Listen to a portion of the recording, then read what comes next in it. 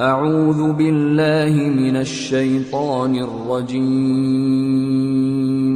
بسم الله الرحمن الرحيم. منيبين إليه واتقوه وأقيموا الصلاة ولا تكونوا من المشركين من الذين فرقوا دينهم وكانوا شيعا كل حزب بما لديهم فرحون. وإذا مس الناس ضر دعوا ربهم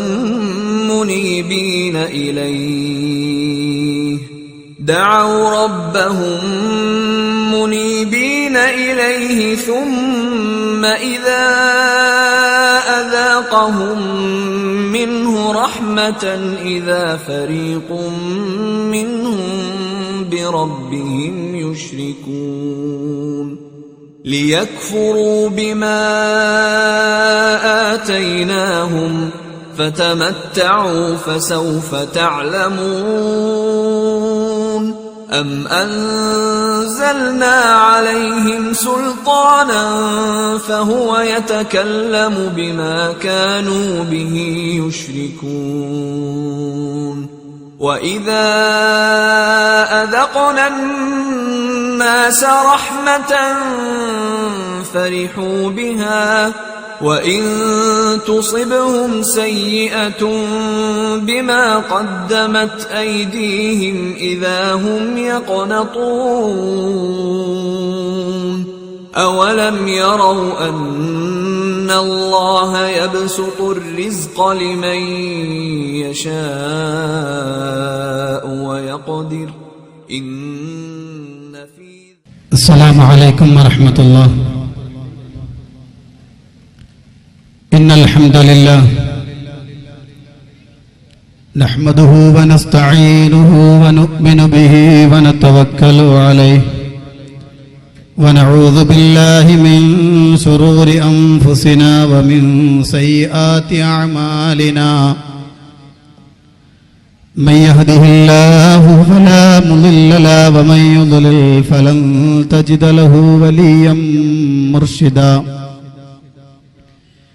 أشهد أن لا إله إلا الله وحده لا شريك له وأشهد أن محمدا عبده ورسوله أرسله بالهدى ودين الحق ليظهره على الدين كله ولو كره المشركون. اللهم صل على محمد وعلى آل محمد كما صليت على إبراهيم وعلى آل إبراهيم إنك حميد مجيد. اللهم بارك على محمد وعلى آل محمد كما باركت على إبراهيم وعلى آل إبراهيم إنك حميد مجيد. أما بعد فإن خير الكلام كلام الله وخير الهدي هدي محمد صلى الله عليه وسلم وشر الأمور محدثاتها وكل محدثة بدعة وكل بدعة ضلالة وكل ضلالة في النار. أعوذ بالله من الشيطان الرجيم. يا أيها الذين آمنوا اتقوا الله حق تقاته ولا تموتن إلا وأنتم مسلمون. رب اشرح لي صدري ويسر لي أمري واحلل عقدة من لساني يفقه قولي. واصدع بما قال الرسول ولا تخف من قلة الأنصار والأعوان فالله ناصر دينه وكتابه والله كافٍ عبده بأماني لا تخش من كيد العدو ومكرهم فقاتلهم بالكذب والبهتان فجنود أتباع الرسول ملائك وجنودهم فعساكر الشيطان واثبت وقاتل تحت رايات الهدى واصبر فنصر الله ربك داني.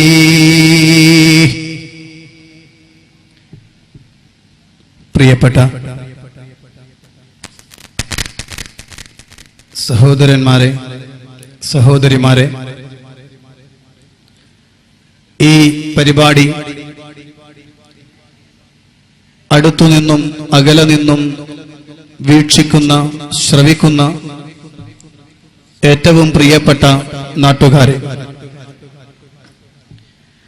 അല്ലാഹുവിന്റെ മഹത്തായ അനുഗ്രഹത്താൽ ഈ പ്രദേശത്ത് പരിശുദ്ധ ദീനിന്റെ ശബ്ദം അതിന്റെ തനതായ ശൈലിയിൽ വെട്ടിച്ചുരുക്കാതെ, കൂട്ടിച്ചേർക്കാതെ, മായം കലർത്താതെ മനസ്സിലാക്കി കൊടുക്കുവാൻ അവസരം ലഭിച്ചിരിക്കുകയാണ്. സാഹചര്യവും സന്ദർഭവും അനുകൂലമാക്കി തന്ന നാഥ, നിനക്കാണ് സർവസ്തുതിയും. അൽഹംദുലില്ലാഹി റബ്ബിൽ ആലമീൻ. പ്രിയപ്പെട്ട സഹോദരന്മാരെ, ഇങ്ങനെ ഒരു പരിപാടി ഇവിടെ സംഘടിപ്പിക്കേണ്ടി വന്നതിന്റെ സാഹചര്യം നേരത്തെ കേട്ട പ്രഭാഷണങ്ങളിൽ നിന്ന് നിങ്ങൾ മനസ്സിലാക്കിയിട്ടുണ്ട്. അതുകൊണ്ട് തന്നെ ആമുഖം കൂടുതൽ വിശദീകരണത്തിലേക്ക് എത്തിക്കുന്നില്ല. കഴിഞ്ഞ ഇവിടെ നടന്ന പ്രസംഗം, ആ പ്രസംഗത്തിൽ സ്വാഭാവികമായും ഇവിടുത്തെ നാട്ടുകാരെ പ്രതീക്ഷിച്ചിരുന്നത് അതിനു മുമ്പ് നടന്ന എന്റെ പ്രസംഗത്തിൽ പരാമർശിക്കപ്പെട്ട വിഷയങ്ങൾക്ക് കൃത്യമായി ആധികാരികമായി മറുപടി ലഭിക്കും എന്നായിരുന്നു. പക്ഷെ അതുണ്ടായില്ല. അതിന് വിപരീതമായി മുജാഹിദ് പ്രസ്ഥാനത്തെ സാധാരണക്കാരെ തെറ്റിദ്ധരിപ്പിക്കുന്ന നിലക്ക് മുജാഹിദ് പണ്ഡിതന്മാരുടെ ചില പ്രസംഗത്തിന്റെ ചില ഭാഗങ്ങൾ, 3-4 മണിക്കൂറുള്ള പ്രസംഗത്തിലെ ചില ഭാഗങ്ങൾ കട്ട് ചെയ്ത് കേരളത്തിൽ അങ്ങോളം ഇങ്ങോളം കാന്തപുരം AP അബൂബക്കർ മുസ്ലിയാരുടെ കീഴിൽ പ്രവർത്തിക്കുന്ന സഖാഫികൾ കൊണ്ടു നടക്കുന്ന ക്ലിപ്പ് വാടകയ്ക്ക് വാങ്ങി അതിവിടെ കൊണ്ടുവന്ന് പ്രദർശിപ്പിച്ചു പോയി എന്നല്ലാതെ ഞാൻ പറഞ്ഞ വിഷയത്തിന് ആധികാരികമായി ഒരു മറുപടി ലഭിച്ചില്ല.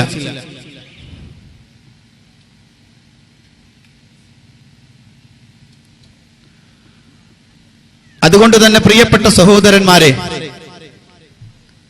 ഞാൻ എന്റെ കഴിഞ്ഞ പ്രസംഗത്തിൽ സൂചിപ്പിച്ച 1-2 വിഷയങ്ങൾ നിങ്ങളുടെ ശ്രദ്ധയിലേക്ക് കൊണ്ടുവരികയാണ്. ഞാനിവിടെ പ്രവാചകൻ സല്ലല്ലാഹു അലൈഹി വസല്ലമയെ എങ്ങനെ സ്നേഹിക്കണമെന്നും പ്രവാചകനെ സ്നേഹിക്കുന്ന വിഷയത്തിൽ ആധുനിക ലോകത്തെ മുസ്ലിം സമുദായത്തിന് പറ്റിയ അപജയം എന്താണ് എന്നും വളരെ വിശാലമായി വിശദീകരിച്ചു. അസ്ർ നമസ്കാരത്തിന്റെ ശേഷം മുതൽ മഗ്രിബ് നമസ്കാരത്തിന് ബാങ്ക് കൊടുക്കുന്നതിന് മുമ്പ് വരെയുള്ള സുദീർഘമായ സമയം ഈ അങ്ങാടിയിൽ വെച്ചുകൊണ്ട് ഞാൻ പ്രസംഗിച്ചു. അത് കേട്ടവരാണ് ഇവിടുത്തെ നാട്ടുകാർ. ആ വിഷയത്തിൽ വളരെ പ്രാധാന്യത്തോടെ ഞാൻ പറഞ്ഞ ഒരൊറ്റ വാചകവും ഇവിടെ റദ്ദ് ചെയ്യപ്പെട്ടിട്ടില്ല. വളരെ പ്രാധാന്യത്തോടെ ഞാൻ പറഞ്ഞ പല ആയത്തുകളും ഹദീസുകളുമുണ്ട്. അതിന്റെ ഭാഗത്തേക്ക് കടന്നു നോക്കുക പോലും ചെയ്തിട്ടില്ല. എന്തിനനേകം കേരളക്കരയിലെ സമസ്ത പള്ളികളിൽ വെള്ളിയാഴ്ച ദിവസം ഓതപ്പെടുന്ന നബാത്തിയ ഖുത്ബയിൽ റബീഉൽ അവ്വലിന്റെ 5 ഖുത്ബയും ജന്മദിനാഘോഷവുമായി ബന്ധപ്പെട്ടതല്ല എന്നും ആദ്യത്തെ 2 ഖുത്ബ അത് റസൂലുള്ളാഹിന്റെ വഫാത്താണ് പറയുന്നത് എന്നും അതിന്റെ വാചകങ്ങൾ ഇവിടെ നിന്നുകൊണ്ട് ഞാൻ വായിച്ച് അർത്ഥം പറഞ്ഞു. അതുകൊണ്ടായിരിക്കാം നമ്മുടെ തൊട്ടടുത്ത പള്ളിയിൽ അതിനുശേഷം ഞാൻ അറിയുന്നത് ശരിയാണെങ്കിൽ നബാത്തിയ ഖുത്ബ ഓതപ്പെട്ടിട്ടില്ല എന്നാണ് എനിക്കറിയാൻ കഴിഞ്ഞത്. എന്തുകൊണ്ടാണ് അങ്ങനെ ഒരു പിൻവലിക്കൽ നടന്നത്? എന്തുകൊണ്ടാണ് അങ്ങനെയല്ല നബാത്തിയ ഖുത്ബയിൽ ഉള്ളതെന്ന് അതിലൊക്കെ പ്രവാചകന്റെ മദ്ഹുകളും പ്രവാചകന്റെ മിലാദാഘോഷം ചർച്ച ചെയ്യപ്പെട്ടിട്ടുണ്ടെന്നും മുജാഹിദ് പണ്ഡിതൻ എന്ന് പറയപ്പെടുന്ന ഇദ്ദേഹം ഇവിടെ തെറ്റിദ്ധരിപ്പിക്കുകയാണ് ചെയ്തത് എന്നും സ്വാഭാവികമായും മറുപടി പ്രസംഗത്തിന് വരുന്നയാൾ പറയേണ്ടതല്ലേ? പക്ഷെ പറഞ്ഞില്ല. എന്തുകൊണ്ട് പറഞ്ഞിട്ടില്ല? യാഥാർത്ഥ്യം ഞാൻ പറഞ്ഞതാണ് എന്നതുകൊണ്ടാണ്, സത്യം ഞാൻ പറഞ്ഞതാണ് എന്നതുകൊണ്ടാണ്. അതുകൊണ്ടാണ് ഞാൻ മുന്നോട്ട് വെച്ച ആശയത്തെ അഥവാ പരിശുദ്ധ ഇസ്ലാമിന്റെ തനതായ ആദർശത്തെ അതിനെതിരെ തെളിവുദ്ധരിക്കാൻ അദ്ദേഹത്തിന് സാധിക്കാതെ പോയത്. പലപ്പോഴും എന്റെ പ്രിയപ്പെട്ട സഹോദരന്മാരെ, ഞാൻ കേരളത്തിൽ അങ്ങോളം ഇങ്ങോളം പ്രസംഗിക്കാറുണ്ട്. വടക്കൻ കേരളത്തിൽ ഈ അടുത്ത് ധാരാളം പരിപാടികൾ നടത്തി, ഖണ്ഡന പ്രസംഗങ്ങളും നടത്തിയിട്ടുണ്ട്. നിങ്ങൾക്കറിയുമോ, ഞാൻ വളരെ ഗൗരവത്തിൽ ഒരു കാര്യം പറയുകയാണ്. ഇവിടെ പ്രസംഗിച്ച ആള് കക്കുംപടി മുസ്ലിയാർ, അദ്ദേഹം എന്റെ പ്രസംഗത്തിന് മറുപടി പറയാൻ വേണ്ടി വന്ന് മറുപടി പറയും. അദ്ദേഹത്തിന് എപ്പോഴും ഒരൊറ്റ മാറ്ററേ ഉണ്ടാവുള്ളൂ പ്രസംഗിക്കാൻ. അതുകൊണ്ട് തന്നെ എവിടെ പോയാലും ആ ക്ലിപ്പുകൾ മാത്രമേ ഇടുകയുള്ളൂ, ആ വിഷയങ്ങൾ മാത്രമേ സംസാരിക്കുകയുള്ളൂ. അതിനുശേഷം അദ്ദേഹം ഒരു വർത്തമാനം പറയാറുണ്ട്. ഇനി ഇവിടെ ആരും പരിപാടി നടത്തേണ്ടതില്ല, ഇതോടുകൂടി നിർത്തിക്കോണം, ഇനി ആരും പരിപാടി നടത്താൻ പാടില്ല, പരിപാടി നടത്തിക്കരുത്. നാട്ടിൽ സൗഹാർദ്ദാന്തരീക്ഷത്തോടുകൂടി ജീവിക്കുന്ന മുസ്ലിം സമുദായത്തിനിടക്ക് അനൈക്യത്തിന്റെയും ഛിദ്രതയുടെയും വിദ്വേഷത്തിന്റെയും പകയുടെയും വിത്ത് പാകിയിട്ടാണ് അദ്ദേഹം പോകാറുള്ളത്. അതുകൊണ്ട് തന്നെ മുസ്ലിങ്ങളുടെ ചെറുപ്പക്കാർ വല്ലാതെ വയലന്റ് ആകും. പിന്നീട് മുജാഹിദിന്റെ പരിപാടി നടത്തുകയില്ല എന്ന് പ്രഖ്യാപിക്കും.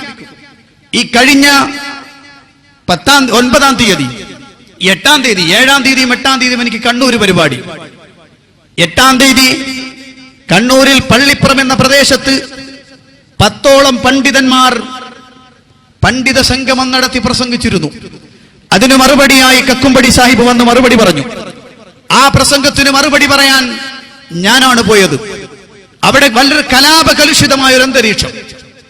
മുജാഹിദികൾ കെട്ടിവെച്ച പോസ്റ്ററുകളും ഫ്ലക്സുകളും വലിച്ചെടുത്തുകൊണ്ടുവന്ന് പരസ്യമായി കത്തിക്കുന്നു. എന്നിട്ട് കൊലവിളി നടത്തുന്നു. ഒരുത്തനെ കൊന്നിട്ടാണെങ്കിലും ശരി ഇവിടെ പരിപാടി സംഘടിപ്പിക്കുകയില്ല എന്ന് കൊലവിളിച്ച് നടക്കുകയാണ് ആളുകൾ. അവിടുത്തെ ഈ നിയമപാലകർ ഇടപെട്ടു, രാഷ്ട്രീയക്കാർ ഇടപെട്ടു. അവസാനം കണ്ണൂർ സിറ്റി പോലീസ് അവിടുന്ന് പോലീസ് സംഘത്തെ അയച്ചു തന്നു. വളരെ വ്യക്തമായി പരിപാടി നടത്താൻ അവർ തീരുമാനിച്ചു. എല്ലാവരോടും പറഞ്ഞു, കരുതിയിരുന്നോളുക, ഇങ്ങനെ ഒരു പരിപാടി. അവിടുത്തെ വീട്ടുകാരോടൊക്കെ പറഞ്ഞു, നിങ്ങളൊക്കെ എത്രയും പെട്ടെന്ന് ഇവിടെ നിന്ന് സ്ഥലം വിട്ടോണം, കാരണം അവിടെ എന്ത് സംഭവിച്ചാലും നിങ്ങൾ ആരും ഇറങ്ങി വന്നു പോകരുത്. എന്തോ ഒരു ബോംബാക്രമണം നടക്കാൻ പോണത് പോലെയുള്ള മുന്നറിയിപ്പുകൾ. അവസാനം പോലീസ് പ്രൊട്ടക്ഷനിൽ നിന്നുകൊണ്ട് മുജാഹിദുകൾ പരിപാടി തുടങ്ങി. ആദ്യത്തെ 1 മണിക്കൂർ ശേഷം, ആ 1 മണിക്കൂറിന് ശേഷം ഞാൻ മറുപടി പ്രസംഗത്തിന് വേണ്ടി എഴുന്നേറ്റപ്പോൾ എന്റെ കല്ലെറിഞ്ഞുകൊണ്ടാണ് അവർ സ്വീകരിച്ചത്. പുറകിൽ നിന്ന് ധാരാളം കല്ലുകൾ പറന്നു വന്നു. എന്റെ ദേഹത്ത് കൊണ്ടില്ല എന്നുള്ളതാണ്. അപ്പോൾ തന്നെ പോലീസ്, പ്രിയപ്പെട്ട നിയമപാലകർ ഇടപെട്ടു. ആ ആളുകളെ കൈയോടെ പിടികൂടുകയും ചെയ്തു. ഞാൻ പറഞ്ഞു വരുന്നത്, ഇദ്ദേഹത്തിന്റെ ഒരു സ്ഥിരം പതിവാണ്. എവിടെ പ്രസംഗിച്ചാലും അതിനുശേഷം ഇനി ആരും ഇവിടെ പ്രസംഗിക്കരുതെന്ന് പ്രസംഗിപ്പിക്കരുതെന്ന് പറയുക. കാരണം എന്താ? ഇനി പ്രസംഗിപ്പിച്ചാൽ മൂപ്പര് വരേണ്ടി വരും, വന്നാൽ പറയാൻ സാധനം ഉണ്ടാവില്ല. അതെന്നെ വിഷയം. നമുക്കങ്ങനെയല്ല. ഇന്നിവിടെ ക്ലിപ്പിടണ്ടെന്ന് പറഞ്ഞാൽ ക്ലിപ്പിടാതെ നിന്നുകൊണ്ട് 3 മണിക്കൂർ ഇൻഷാ അല്ലാഹ് ഞാൻ പ്രസംഗിച്ചിരിക്കും. ഞാൻ ഉദ്ദേശിച്ച വിഷയങ്ങൾ മുഴുവനും പറയും. ഇവിടെ പ്രസംഗിച്ച പ്രസംഗത്തെ ലഫ്ളും ബിലഫ്ളായി ഞാൻ ഖണ്ഡിക്കും. അതേ സമയത്ത് ഇവിടെ പ്രസംഗിച്ച അദ്ദേഹത്തിന് കക്കുംപടി സാഹിബിന് ക്ലിപ്പില്ലാതെ ഒരു അക്ഷരം മിണ്ടാൻ പറ്റൂല. ക്ലിപ്പില്ലാതെ ഒരു അക്ഷരം മിണ്ടാൻ പറ്റൂല. ക്ലിപ്പിടുക, ഒരു വർത്താനം പറയാം, അതല്ലാതെ വേറൊന്നും പറയാൻ പറ്റുകയില്ല. അതുകൊണ്ട് എന്റെ പ്രിയപ്പെട്ട സഹോദരന്മാരെ, ഇവിടെ പറഞ്ഞ വിഷയങ്ങൾക്ക് ആധികാരികമായി തന്നെ ഞാനിതാ നിങ്ങൾക്ക് വിശദീകരിക്കുകയാണ്. എന്റെ പ്രിയപ്പെട്ട നാട്ടുകാരോട് ഞാൻ പറയുകയാണ്, നിങ്ങൾ കണ്ണും കാതും തുറന്നു വെച്ച് കേൾക്കണം. ഈ പറയപ്പെടുന്നത് മുഴുവനും ശരിയാണോ എന്ന് അന്വേഷിക്കണം. ശരിയാണെങ്കിൽ നിങ്ങളത് പിൻപറ്റണമെന്നാണ് എനിക്ക് ഉണർത്താനുള്ളത്. കാരണം അള്ളാഹുവിന്റെ റസൂൽ സല്ലല്ലാഹു അലൈഹി വസല്ലം പഠിപ്പിച്ചൊരു പ്രാർത്ഥനയുണ്ട്. അല്ലാഹുമ്മ അരിനൽ ഹഖ ഹഖൻ വർസുഖ്ന ഇത്തിബാഅ വഅരിനൽ ബാതില ബാതിലൻ വർസുഖ്ന ഇജ്തിനാബ. പടച്ചവനെ, സത്യം സത്യമായി മനസ്സിലാക്കുകയും അത് ഉൾക്കൊള്ളുകയുമുള്ള തൗഫീഖ് നൽകണേ. മിഥ്യയായി മനസ്സിലാക്കി തള്ളാനുമുള്ള തൗഫീഖും പടച്ചവനെ നൽകണേ എന്ന് പ്രാർത്ഥിച്ചുകൊണ്ടിരിക്കുക. പ്രിയപ്പെട്ടവരെ, ഇവിടെ പ്രസംഗിച്ച അദ്ദേഹം പറയുകയുണ്ടായി, മുജാഹിദുകളാണ് മഹല്ലിൽ അനൈക്യമുണ്ടാക്കുന്ന ആളുകൾ. മഹല്ലിൽ ഭിന്നിപ്പുണ്ടാക്കലാണ് ഇവരുടെ പണിയെന്ന. മഹല്ലിൽ ഭിന്നിപ്പുണ്ടാക്കി, പ്രശ്നമുണ്ടാക്കി, അങ്ങോട്ടും ഇങ്ങോട്ടും ആരാധനാ കർമ്മങ്ങളും മറ്റതും ബഹളമയമാക്കി ഒരു കലാപത്തിന്റെ അന്തരീക്ഷം ഉണ്ടാക്കലാണ് മുജാഹിദുകളുടെ പണി. അതേ മഹല്ലുകളിൽ അനൈക്യം വിതറലാണ് ഇവരുടെ പണി എന്നാണ്. എന്നാൽ ഞാൻ നിൽക്കുന്നത് ഏഴല്ലൂർ പ്രദേശത്താണ്. ഏഴല്ലൂർ പ്രദേശത്ത് ഈ മഹല്ലിൽ ഒരു പ്രശ്നമുണ്ടായത് മുജാഹിദുകൾ വന്നതിന്റെ പേരിലായിരുന്നോ? മുജാഹിദുകൾ ഇവിടെ പ്രവർത്തിക്കാൻ തുടങ്ങിയത് കൊണ്ടായിരുന്നോ? ഇതാ ഇവിടെ ഇപ്പോൾ പുതിയ പണിയെടുക്കുന്ന പള്ളി, ഈ പള്ളിയുടെ പേരിലല്ലേ? അഥവാ ഇവിടെ ഒരു മഹല്ലിൽ ഒരു പള്ളി ഉണ്ടാക്കപ്പെട്ടതുമായി ബന്ധപ്പെട്ടല്ലേ ഈ മഹല്ലിൽ ആദ്യമായി ഒരു പ്രശ്നമുണ്ടായത്? പരസ്പരം അങ്ങോട്ടും ഇങ്ങോട്ടും ബഹളമുണ്ടായത്, കേസുണ്ടായത്, നിയമപാലകർ വരേണ്ടി വന്നത്, പള്ളിയിലെ സാധനങ്ങളും അങ്ങോട്ടും ഇങ്ങോട്ടും എടുത്തുകൊണ്ടുപോയി എന്ന് പറഞ്ഞുകൊണ്ട് ചേരിതിരിഞ്ഞ് പ്രശ്നമുണ്ടാക്കിയത് മുജാഹിദുകൾ വന്നിട്ടായിരുന്നോ? അല്ലല്ലോ. മറിച്ച് ആ പ്രശ്നം ഉണ്ടാകുന്നതിന് മുമ്പേ മുജാഹിദുകൾ ഇവിടെ ഉണ്ട്. മുജാഹിദ് പ്രവർത്തകർ പ്രവർത്തിക്കുന്നുണ്ട്. മഹല്ലിൽ അങ്ങനത്തെ അനൈക്യമുണ്ടാക്കിയിട്ടില്ല. ഈ പള്ളിയിൽ എപ്പോഴെങ്കിലും മെഹ്റാബിന്റെ പ്രദേശത്ത് മുജാഹിദ് പണ്ഡിതന്മാർ കയറി നിന്നിട്ടുണ്ടോ? ഇമാമ് നിൽക്കാൻ ഞങ്ങളാണ് അവകാശപ്പെട്ടത്, മാറി നിൽക്കണോ എന്ന് പറഞ്ഞുകൊണ്ട്? ഇല്ല, ഉണ്ടായിട്ടില്ല. ഏതെങ്കിലും ഒരു നിക്കാഹിന്റെ സദസ്സിൽ ഖുതുബ നടത്തേണ്ടത്, നിക്കാഹിന്റെ കാർമ്മികത്വം വഹിക്കേണ്ടത് ഞങ്ങളാണെന്ന് പറഞ്ഞുകൊണ്ട് മുജാഹിദ് പണ്ഡിതന്മാർ ആരെങ്കിലും കടന്നു വന്നിട്ടുണ്ടോ? ഇല്ല. ഏതെങ്കിലും ഒരു പ്രദേശത്ത് ഖുതുബ നടക്കുന്ന സമയത്ത് മിമ്പറിന്റെ അടുത്ത് കോടിയെടുത്തുകൊണ്ട് ഇറങ്ങു താഴെ, ഞങ്ങളാണ് ഖുതുബ നടത്തേണ്ടതെന്ന് പറഞ്ഞുകൊണ്ട് ഈ പ്രദേശത്ത് പ്രശ്നമുണ്ടാക്കിയ മുജാഹിദുകൾ ഇല്ലല്ലോ. മുജാഹിദുകൾ ഒരിക്കലും ഒരു പ്രശ്നമുണ്ടാക്കിയിട്ടില്ല.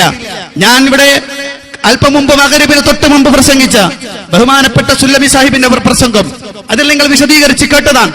ഈ കേരളക്കരയിൽ അരക്ഷിതമായ ഒരു അന്തരീക്ഷം ഉണ്ടായപ്പോൾ, അങ്ങോട്ടും ഇങ്ങോട്ടും പ്രക്ഷുബ്ധമായ ഒരു അന്തരീക്ഷം ഉണ്ടായപ്പോൾ, സമൂഹത്തിലിടക്ക് കുടുംബങ്ങൾക്കിടക്ക് പ്രശ്നമുണ്ടായപ്പോൾ ആ പ്രശ്നത്തെ തീർക്കാൻ വേണ്ടി രംഗത്ത് വന്ന മുജാഹിദ് പണ്ഡിതന്മാരുടെ ആദ്യകാല പണ്ഡിതന്മാർ, മുജാഹിദ് പ്രവർത്തകരുടെ ആദ്യകാല പണ്ഡിതന്മാർ, ആ പണ്ഡിതന്മാർ അവരതിന് പേര് കൊടുത്തു ഐക്യസംഘം.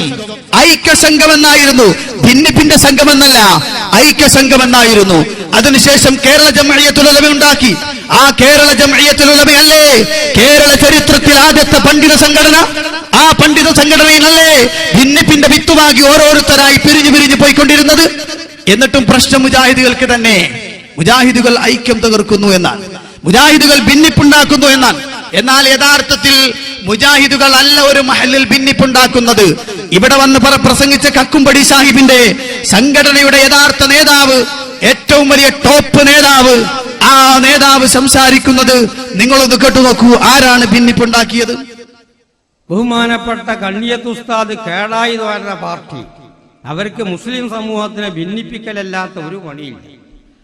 ഗൾഫ് നാടുകളിൽ പോയി അവിടെയുള്ള അറബികൾ ഇവിടുത്തെ വർത്താനും ഇവിടെ ഉസ്താദന്മാർ പുറത്താക്കിയ കൂട്ടരാണ് ഇവരെന്ന് ഓലറിയില്ലോ. അപ്പം അവിടൊക്കെ പോയിട്ട് വലിയ വലിയ അറബികളിൽ നിന്ന് പണം വാങ്ങി പള്ളിയെടുക്കാൻ, അവരൊക്കെ മുസ്ലിമീങ്ങൾക്ക് നിസ്കരിക്കാൻ, അത് പ്രകാരം മുസ്ലിമീങ്ങൾക്ക് പള്ളിയില്ലാത്ത സ്ഥലങ്ങളിൽ പള്ളിയെടുത്ത് കൊടുക്കാൻ അല്ലാഹുവിന്റെ വജീനെ വെച്ച് വിചാരിച്ചു കൊടുക്കണം. അതൊക്കെ പാടെ വാങ്ങി ഒരാവശ്യമില്ലാത്ത മുസ്ലിമീങ്ങളിവിടെ കെട്ടിപ്പടുത്ത ഓരോ മഹല്ലത്തിന്റെയും പള്ളിയും മഖ്ബറ ഉള്ളതിന്റെ നേരെ മുമ്പിൽ പള്ളി. ഇങ്ങനെ മഹല്ലത്തുകളിൽ ഭിന്നിപ്പുകൾ ഉണ്ടാക്കി തീർത്തതിൽ വലിയൊരു പങ്ക് വഹിച്ചവരവരാണ്. ആവശ്യമില്ലാത്ത സ്ഥലത്ത് പള്ളി ഐറ്റാണെങ്കിൽ കൊടുക്കുന്നത് ആവശ്യമുള്ളതാണ്. എന്നിട്ടൊരു പേരും AP പള്ളി, അറബി പള്ളിയാണത്. ഇയാളത് വാങ്ങിക്കൊടുന്നതിന് കമ്മീഷനും വാങ്ങിയെന്ന് മാത്രമേ ഉള്ളൂ. പേര് അറബി പള്ളി. സാധാരണ പേര് പറഞ്ഞതിന് പത്തൊരു ബന്ധം മതിയല്ലോ. നമ്മളിപ്പോൾ ഒരു വൈക്ക് പോകുമ്പോൾ ഒരു കൊട വായ്പ വാങ്ങുകയാണെങ്കിൽ എൻ്റെ കുട എടുത്താളിന്ന് പറയും. കാര്യം ഓൻ്റെ കുട അല്ല, എന്നാലും ശരി, അങ്ങനെ പറച്ചിലങ്ങനെ തന്നെ ഓൻ്റെ കുട എന്ന് പറയും. എന്നമാതിരി ഇയാൾ ഇതിൽ ബന്ധം ഉണ്ടായതുകൊണ്ട് ഏപ്പിൻ്റെ പള്ളിയാന്ന് പറയും. പക്ഷെ ആ മിക്കവാറുള്ള പള്ളികളും ആവശ്യമില്ലാത്ത സ്ഥലത്ത് മുസ്ലിമീങ്ങൾക്കുള്ള മഹല്ലത്തിൽ ഭിന്നിപ്പുണ്ടാക്കാൻ ആണതൊക്കെ ശ്രമിച്ചത്. അത് പ്രകാരം തന്നെ ഇവിടെ മദ്രസ നടത്തുന്ന പല കക്ഷിയുണ്ട്. ദക്ഷിണക്കാരുണ്ട്, അത് പ്രകാരം തന്നെ സംസ്ഥാനക്കാരുണ്ട്. വലിയ അലമ്പൊന്നുമില്ല. അങ്ങനെ ഓല മദ്രസയിൽ ഓലും നടക്കണ്, നമ്മളെ മദ്രസയിൽ നമ്മളും നടക്കണ്. ഇവര് മദ്രസ പിടിച്ചാനായിട്ട് അങ്ങനെ കുഴപ്പം പിത്തനെയൊക്കെ ഉണ്ടാക്കിയിട്ട് ഓരിയൊക്കലും ഒരു സ്ഥാപനത്തിന് വഖഫ് ചെയ്യപ്പെട്ടതായിരിക്കുന്ന വസ്തു അല്ലെങ്കിൽ അതിന്റെ സ്ഥലം എങ്ങനെ ഓരിയൊക്കെ ശരിയാത്തില് കണ്ടോ? കേട്ടോ നിങ്ങൾ? ആരാണ് മുസ്ലിം സമൂഹത്തിലെ മഹല്ലുകളിൽ ഭിന്നിപ്പുണ്ടാക്കിയത്? ചെറുശ്ശേരി സൈനുദ്ദീൻ മുസ്ലിയാരാ പ്രസംഗിച്ചത്. ആരാ ചെറുശ്ശേരി സൈനുദ്ദീൻ മുസ്ലിയാർ? ഇപ്പോഴത്തെ ഔദ്യോഗിക സമസ്തയുടെ ജനറൽ സെക്രട്ടറിയായ സൈനുദ്ദീൻ മുസ്ലിയാർ പറയുകയാണ്, മുസ്ലിം സമൂഹത്തിന്റെ മഹല്ലുകളിൽ ഭിന്നിപ്പുണ്ടാക്കിയത് അത് AP വിഭാഗമാണ് എന്നാണ്. മുജാഹിദുകളുടെ പേര് അദ്ദേഹം പറഞ്ഞിട്ടില്ല. ശേഷം അവസാനിപ്പിക്കുമ്പോൾ അദ്ദേഹം പറഞ്ഞൊരു വാചകമുണ്ട്, ഇവിടെ പല കക്ഷികൾക്കും മദ്രസയുണ്ട്, അവരവരുടെ മദ്രസയുമായി പോകുന്നു. പക്ഷെ മദ്രസ പിടിക്കുകയും പ്രശ്നമുണ്ടാക്കുകയും ഒക്കെ ചെയ്യുന്നത് നമ്മുടെ കക്ഷികളിൽ നിന്ന് പിരിഞ്ഞുപോയ, നമ്മുടെ ഉസ്താദന്മാരെ പുറത്താക്കിയ AP വിഭാഗമാണ് എന്ന് ജനറൽ സെക്രട്ടറി ചെറുശ്ശേരി സൈനുദ്ദീൻ മുസ്ലിയാർ പറയുന്നു. പക്ഷേ അതിന്റെ താഴെയുള്ള ആ സംഘടനയിലെ ഒരു ചെറിയ വസ്തുവായ കക്കുംപടി സാഹിബ് ഇവിടെ വന്ന് ഇവിടുത്തെ സാധാരണക്കാരെ പഠിപ്പിച്ചു കൊടുക്കുന്നു, മുജാഹിദികൾ ഭിന്നിപ്പുണ്ടാക്കി കേട്ടോ, മുജാഹിദികൾ പ്രശ്നം ഉണ്ടാക്കുന്നു കേട്ടോ. ഇല്ല, ഒരിടത്തും ഞാനിവിടെ ഇതാ പ്രിയപ്പെട്ട നിയമപാലകന്മാരെ സാക്ഷി നിർത്തിക്കൊണ്ട് പറയുകയാണ്, കേരളത്തിന്റെ അങ്ങേക്കര മുതൽ ഇങ്ങേക്കര വരെ പരിശോധിച്ചു നോക്കൂ. ഇന്ത്യൻ നിയമാവലിയിൽ എഴുതി ചേർക്കപ്പെട്ട നിയമത്തെ എതിർത്തുകൊണ്ട്, ആ നിയമത്തിനെതിരായി നിന്നുകൊണ്ട് മുജാഹിദ് പണ്ഡിതന്മാരോ നേതാക്കന്മാരോ അനുയായികളോ എന്തെങ്കിലും ഒരു പ്രശ്നമുണ്ടാക്കിയതായി ഏതെങ്കിലും ഒരു സ്റ്റേഷനിൽ ഒരു കേസിന്റെ ഒരു പകുതിയെങ്കിലും, ഒരു ചെറിയ വരിയെങ്കിലും എഴുതി ചേർക്കപ്പെട്ടിട്ടുണ്ടോ എന്ന് പരിശോധിച്ചാൽ ഇല്ല.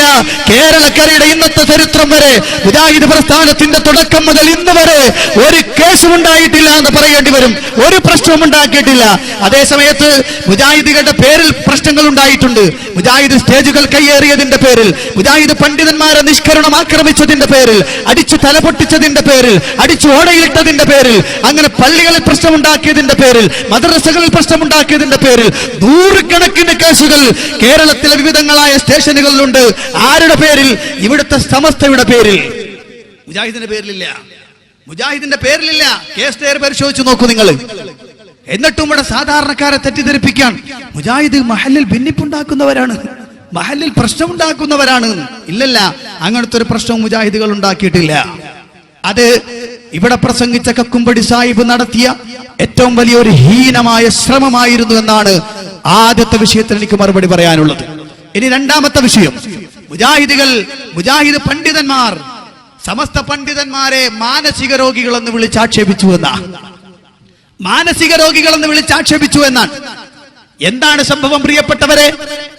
മുജാഹിദ് പണ്ഡിതനായ ഹുസൈൻ സലഫി നാദാപുരത്ത് ശക്തമായ ഖണ്ഡന പ്രസംഗം നടക്കുന്നു.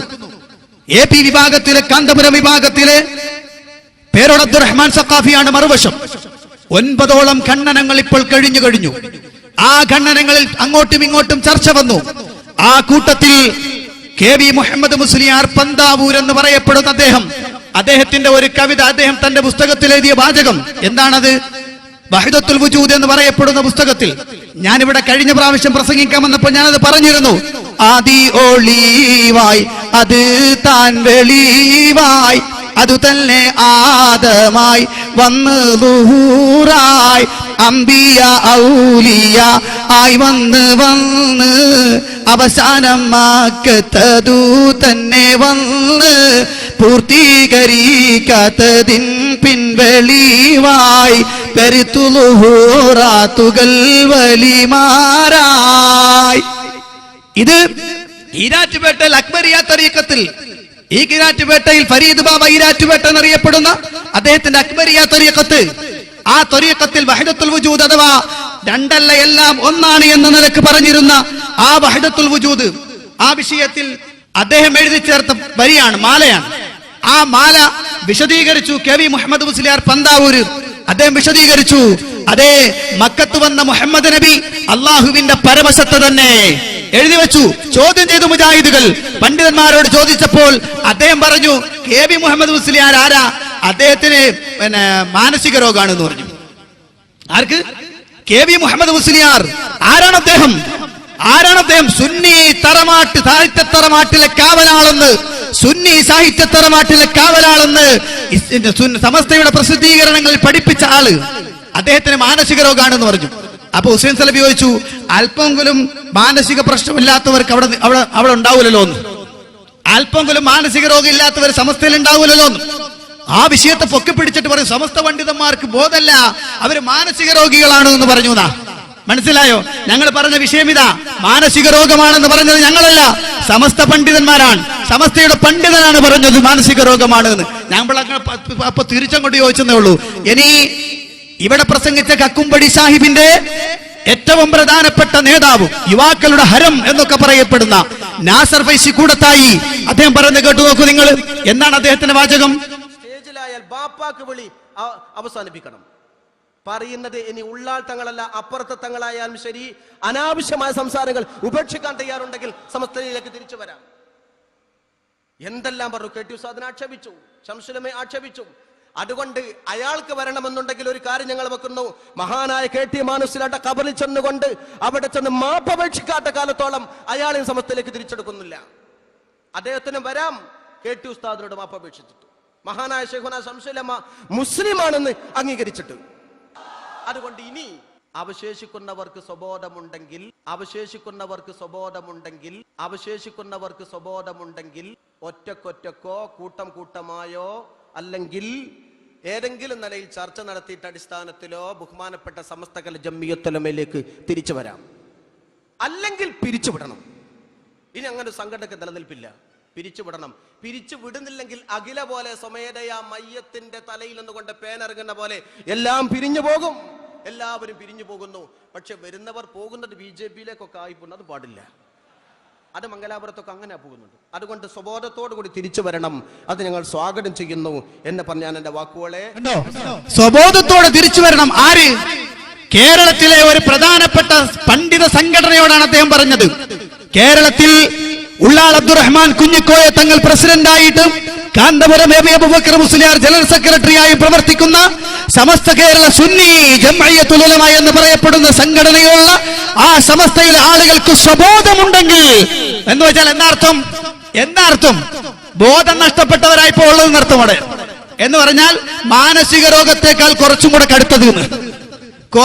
കടുത്തത് ബോധം തന്നെ ഇല്ലാത്ത ടീമാണ് അവിടെ ഉള്ളത് എന്ന് ആരാ പറഞ്ഞത്? മുസ്തഫ അഷ്റഫി എന്ന് പറയപ്പെടുന്ന ഇവിടെ പ്രസംഗിച്ച ആ കക്കുംപടി സാഹിബിന്റെ ഏറ്റവും വലിയ യുവ നേതാവായ നാസർ ഫൈസി കൂടത്തായി. ആരാ വിളിച്ചത് മാനസിക രോഗിയെന്ന്? ആരാ വിളിച്ചത്, ആക്ഷേപിച്ചത്? മുജാഹിദുകളാണോ? അല്ല, സമസ്ത പണ്ഡിതനായ കാന്തപുരത്തിന്റെ ശിഷ്യനായ പേരോട് വിളിക്കുന്നു അങ്ങോട്ട് സമസ്തക്കാർക്ക് മാനസിക രോഗം. ഇദ്ദേഹം തിരിച്ചിങ്ങോട്ട് വിളിക്കുന്നു AP സമസ്തക്കാർക്ക് മാനസിക രോഗം. അത് എടുത്തു ധരിച്ച ഞങ്ങൾക്ക് കുഴപ്പം? വല്ലാത്ത കണ്ടുപിടുത്താണല്ലോ അത്.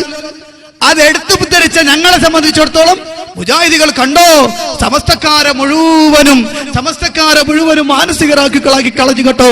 പെട്ടുപോകരുത് ഉപ്പമാരെ പെട്ടുപോകരുത് കേട്ടോ. കരഞ്ഞിട്ട് കാര്യമില്ല, തെളിവ് ധരിക്കണം, നിയമം പറയണം, കാര്യം പറയണം. ഏത് പണ്ഡിതൻ എവിടെ വെച്ച് പറഞ്ഞു എന്ന് വിശദീകരിക്കണം. അല്ലാതെ വെറുതെ പറഞ്ഞിട്ട് കണ്ടോ, ക്ലിപ്പ് നമ്മൾ മുറിച്ചിട്ടില്ല. അദ്ദേഹം പറഞ്ഞത് തുടക്കം മുതൽ ഒടുക്കം വരെ കേൾപ്പിച്ചു. ഒരു കഷ്ണത്തിന്റെ ബാലിങ് മുറിച്ചുകൊണ്ട് വരലല്ല. അതാരാ മുറിച്ചത്? കാന്തപുരം വിഭാഗത്തിന്റെ അലവി സഖാഫിയെ പോലെയുള്ള ആളുകൾ, പ്രത്യേകം പൈസ കൊടുത്ത് ഏൽപ്പിച്ച ആളുകൾ ക്ലിപ്പ് മുറിച്ചു കൊടുക്കും. അത് AP-ക്കാർ കൊണ്ടുവന്നിടും. അത് വാടകയ്ക്ക് വാങ്ങും ഇവര്. കാരണം ഇവരുടെ കൂട്ടത്തില് ശക്തമായി പ്രസംഗിക്കാൻ പറ്റിയ ആളുകളൊന്നും ഇല്ലാന്ന് പറയുന്നത്. ക്ലിപ്പ് വന്നതിന് ശേഷം മൂപ്പരെ തന്നെ കാണണം നമ്മള്. കാരണം എന്താ? അതില്ലാതെ മൂപ്പർക്ക് മുന്നോട്ട് പോകാൻ പറ്റാത്തത് കൊണ്ട്. അതുകൊണ്ടാണ് ഞാൻ നേരത്തെ പറഞ്ഞതുപോലെ എവിടെ വന്നാലും പറയും രണ്ടാമത് നീ പ്രസംഗിക്കാൻ എന്നെ വിളിക്കരുത് കേട്ടോ, ആ പരിപാടി നടത്താതിരുന്നാൽ മതിയെന്ന്. കണ്ടോ? അപ്പോ മുസ്ലിം സമുദായത്തിൽ പ്രശ്നങ്ങൾ ഉണ്ടാക്കാൻ വേണ്ടി ഇറങ്ങിത്തിരിച്ചവരല്ല മുജാഹിദുകൾ. മുജാഹിദുകൾ ആരെയും ആക്ഷേപിച്ചിട്ടും ഇല്ല. ഇനി എന്റെ പ്രിയപ്പെട്ട സഹോദരങ്ങളെ, മുജാഹിദുകൾ സുന്നികളെ കാഫിറാക്കുന്നു എന്നാണ് അദ്ദേഹത്തിന്റെ മറ്റൊരു വാചകം. മുജാഹിദുകൾ സുന്നികളെ കാഫിറാക്കി നടക്കുന്നവരാണ്. ഉമ്മമാരെ, നമ്മുടെ ഉപ്പാപ്പമാരും ഉമ്മാമമാരും ഒക്കെ കാഫിറാണെന്നാണ് ഇവർ പറയുന്നത്. മാത്രമല്ല നമ്മളെ പ്രിയപ്പെട്ട ഉസ്താദ് ശംസുൽ ഉലമ ഇ കെ ബൂക്കർ മുസ്ലിയാർ, അദ്ദേഹം തന്നെ കാഫിറാണെന്ന് പറയുന്നു. ഇവിടെ പ്രസംഗിച്ച ക്ലിപ്പല്ല, ഇവിടെ അദ്ദേഹം ആ വിഷയം പറഞ്ഞിട്ടുണ്ട്. അതേ സമയത്ത് ഞാൻ പറഞ്ഞല്ലോ, ഇതേ ഒരേ മാറ്ററാണ് അദ്ദേഹം സംസാരിക്കാന്ന്. ഞാൻ പള്ളിപ്പുറത്ത് മറുപടി പറഞ്ഞതാണ്. അദ്ദേഹത്തിന്റെ പ്രസംഗം ഞങ്ങൾ റെക്കോർഡ് ചെയ്തിട്ട് ആ ക്ലിപ്പ് ഇട്ടുകൊണ്ട് ഞാൻ മറുപടി പറഞ്ഞു. അത് കേട്ടോളൂ, അദ്ദേഹം തന്നെ പറയുന്നത് കേട്ടു.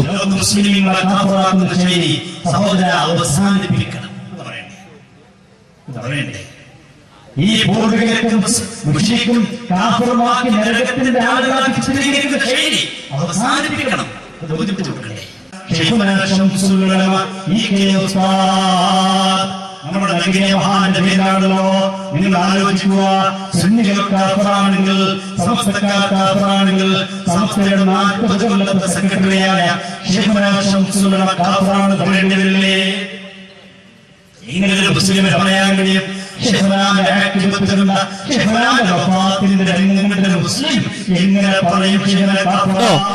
എന്തൊരു വികാര പ്രകടനം!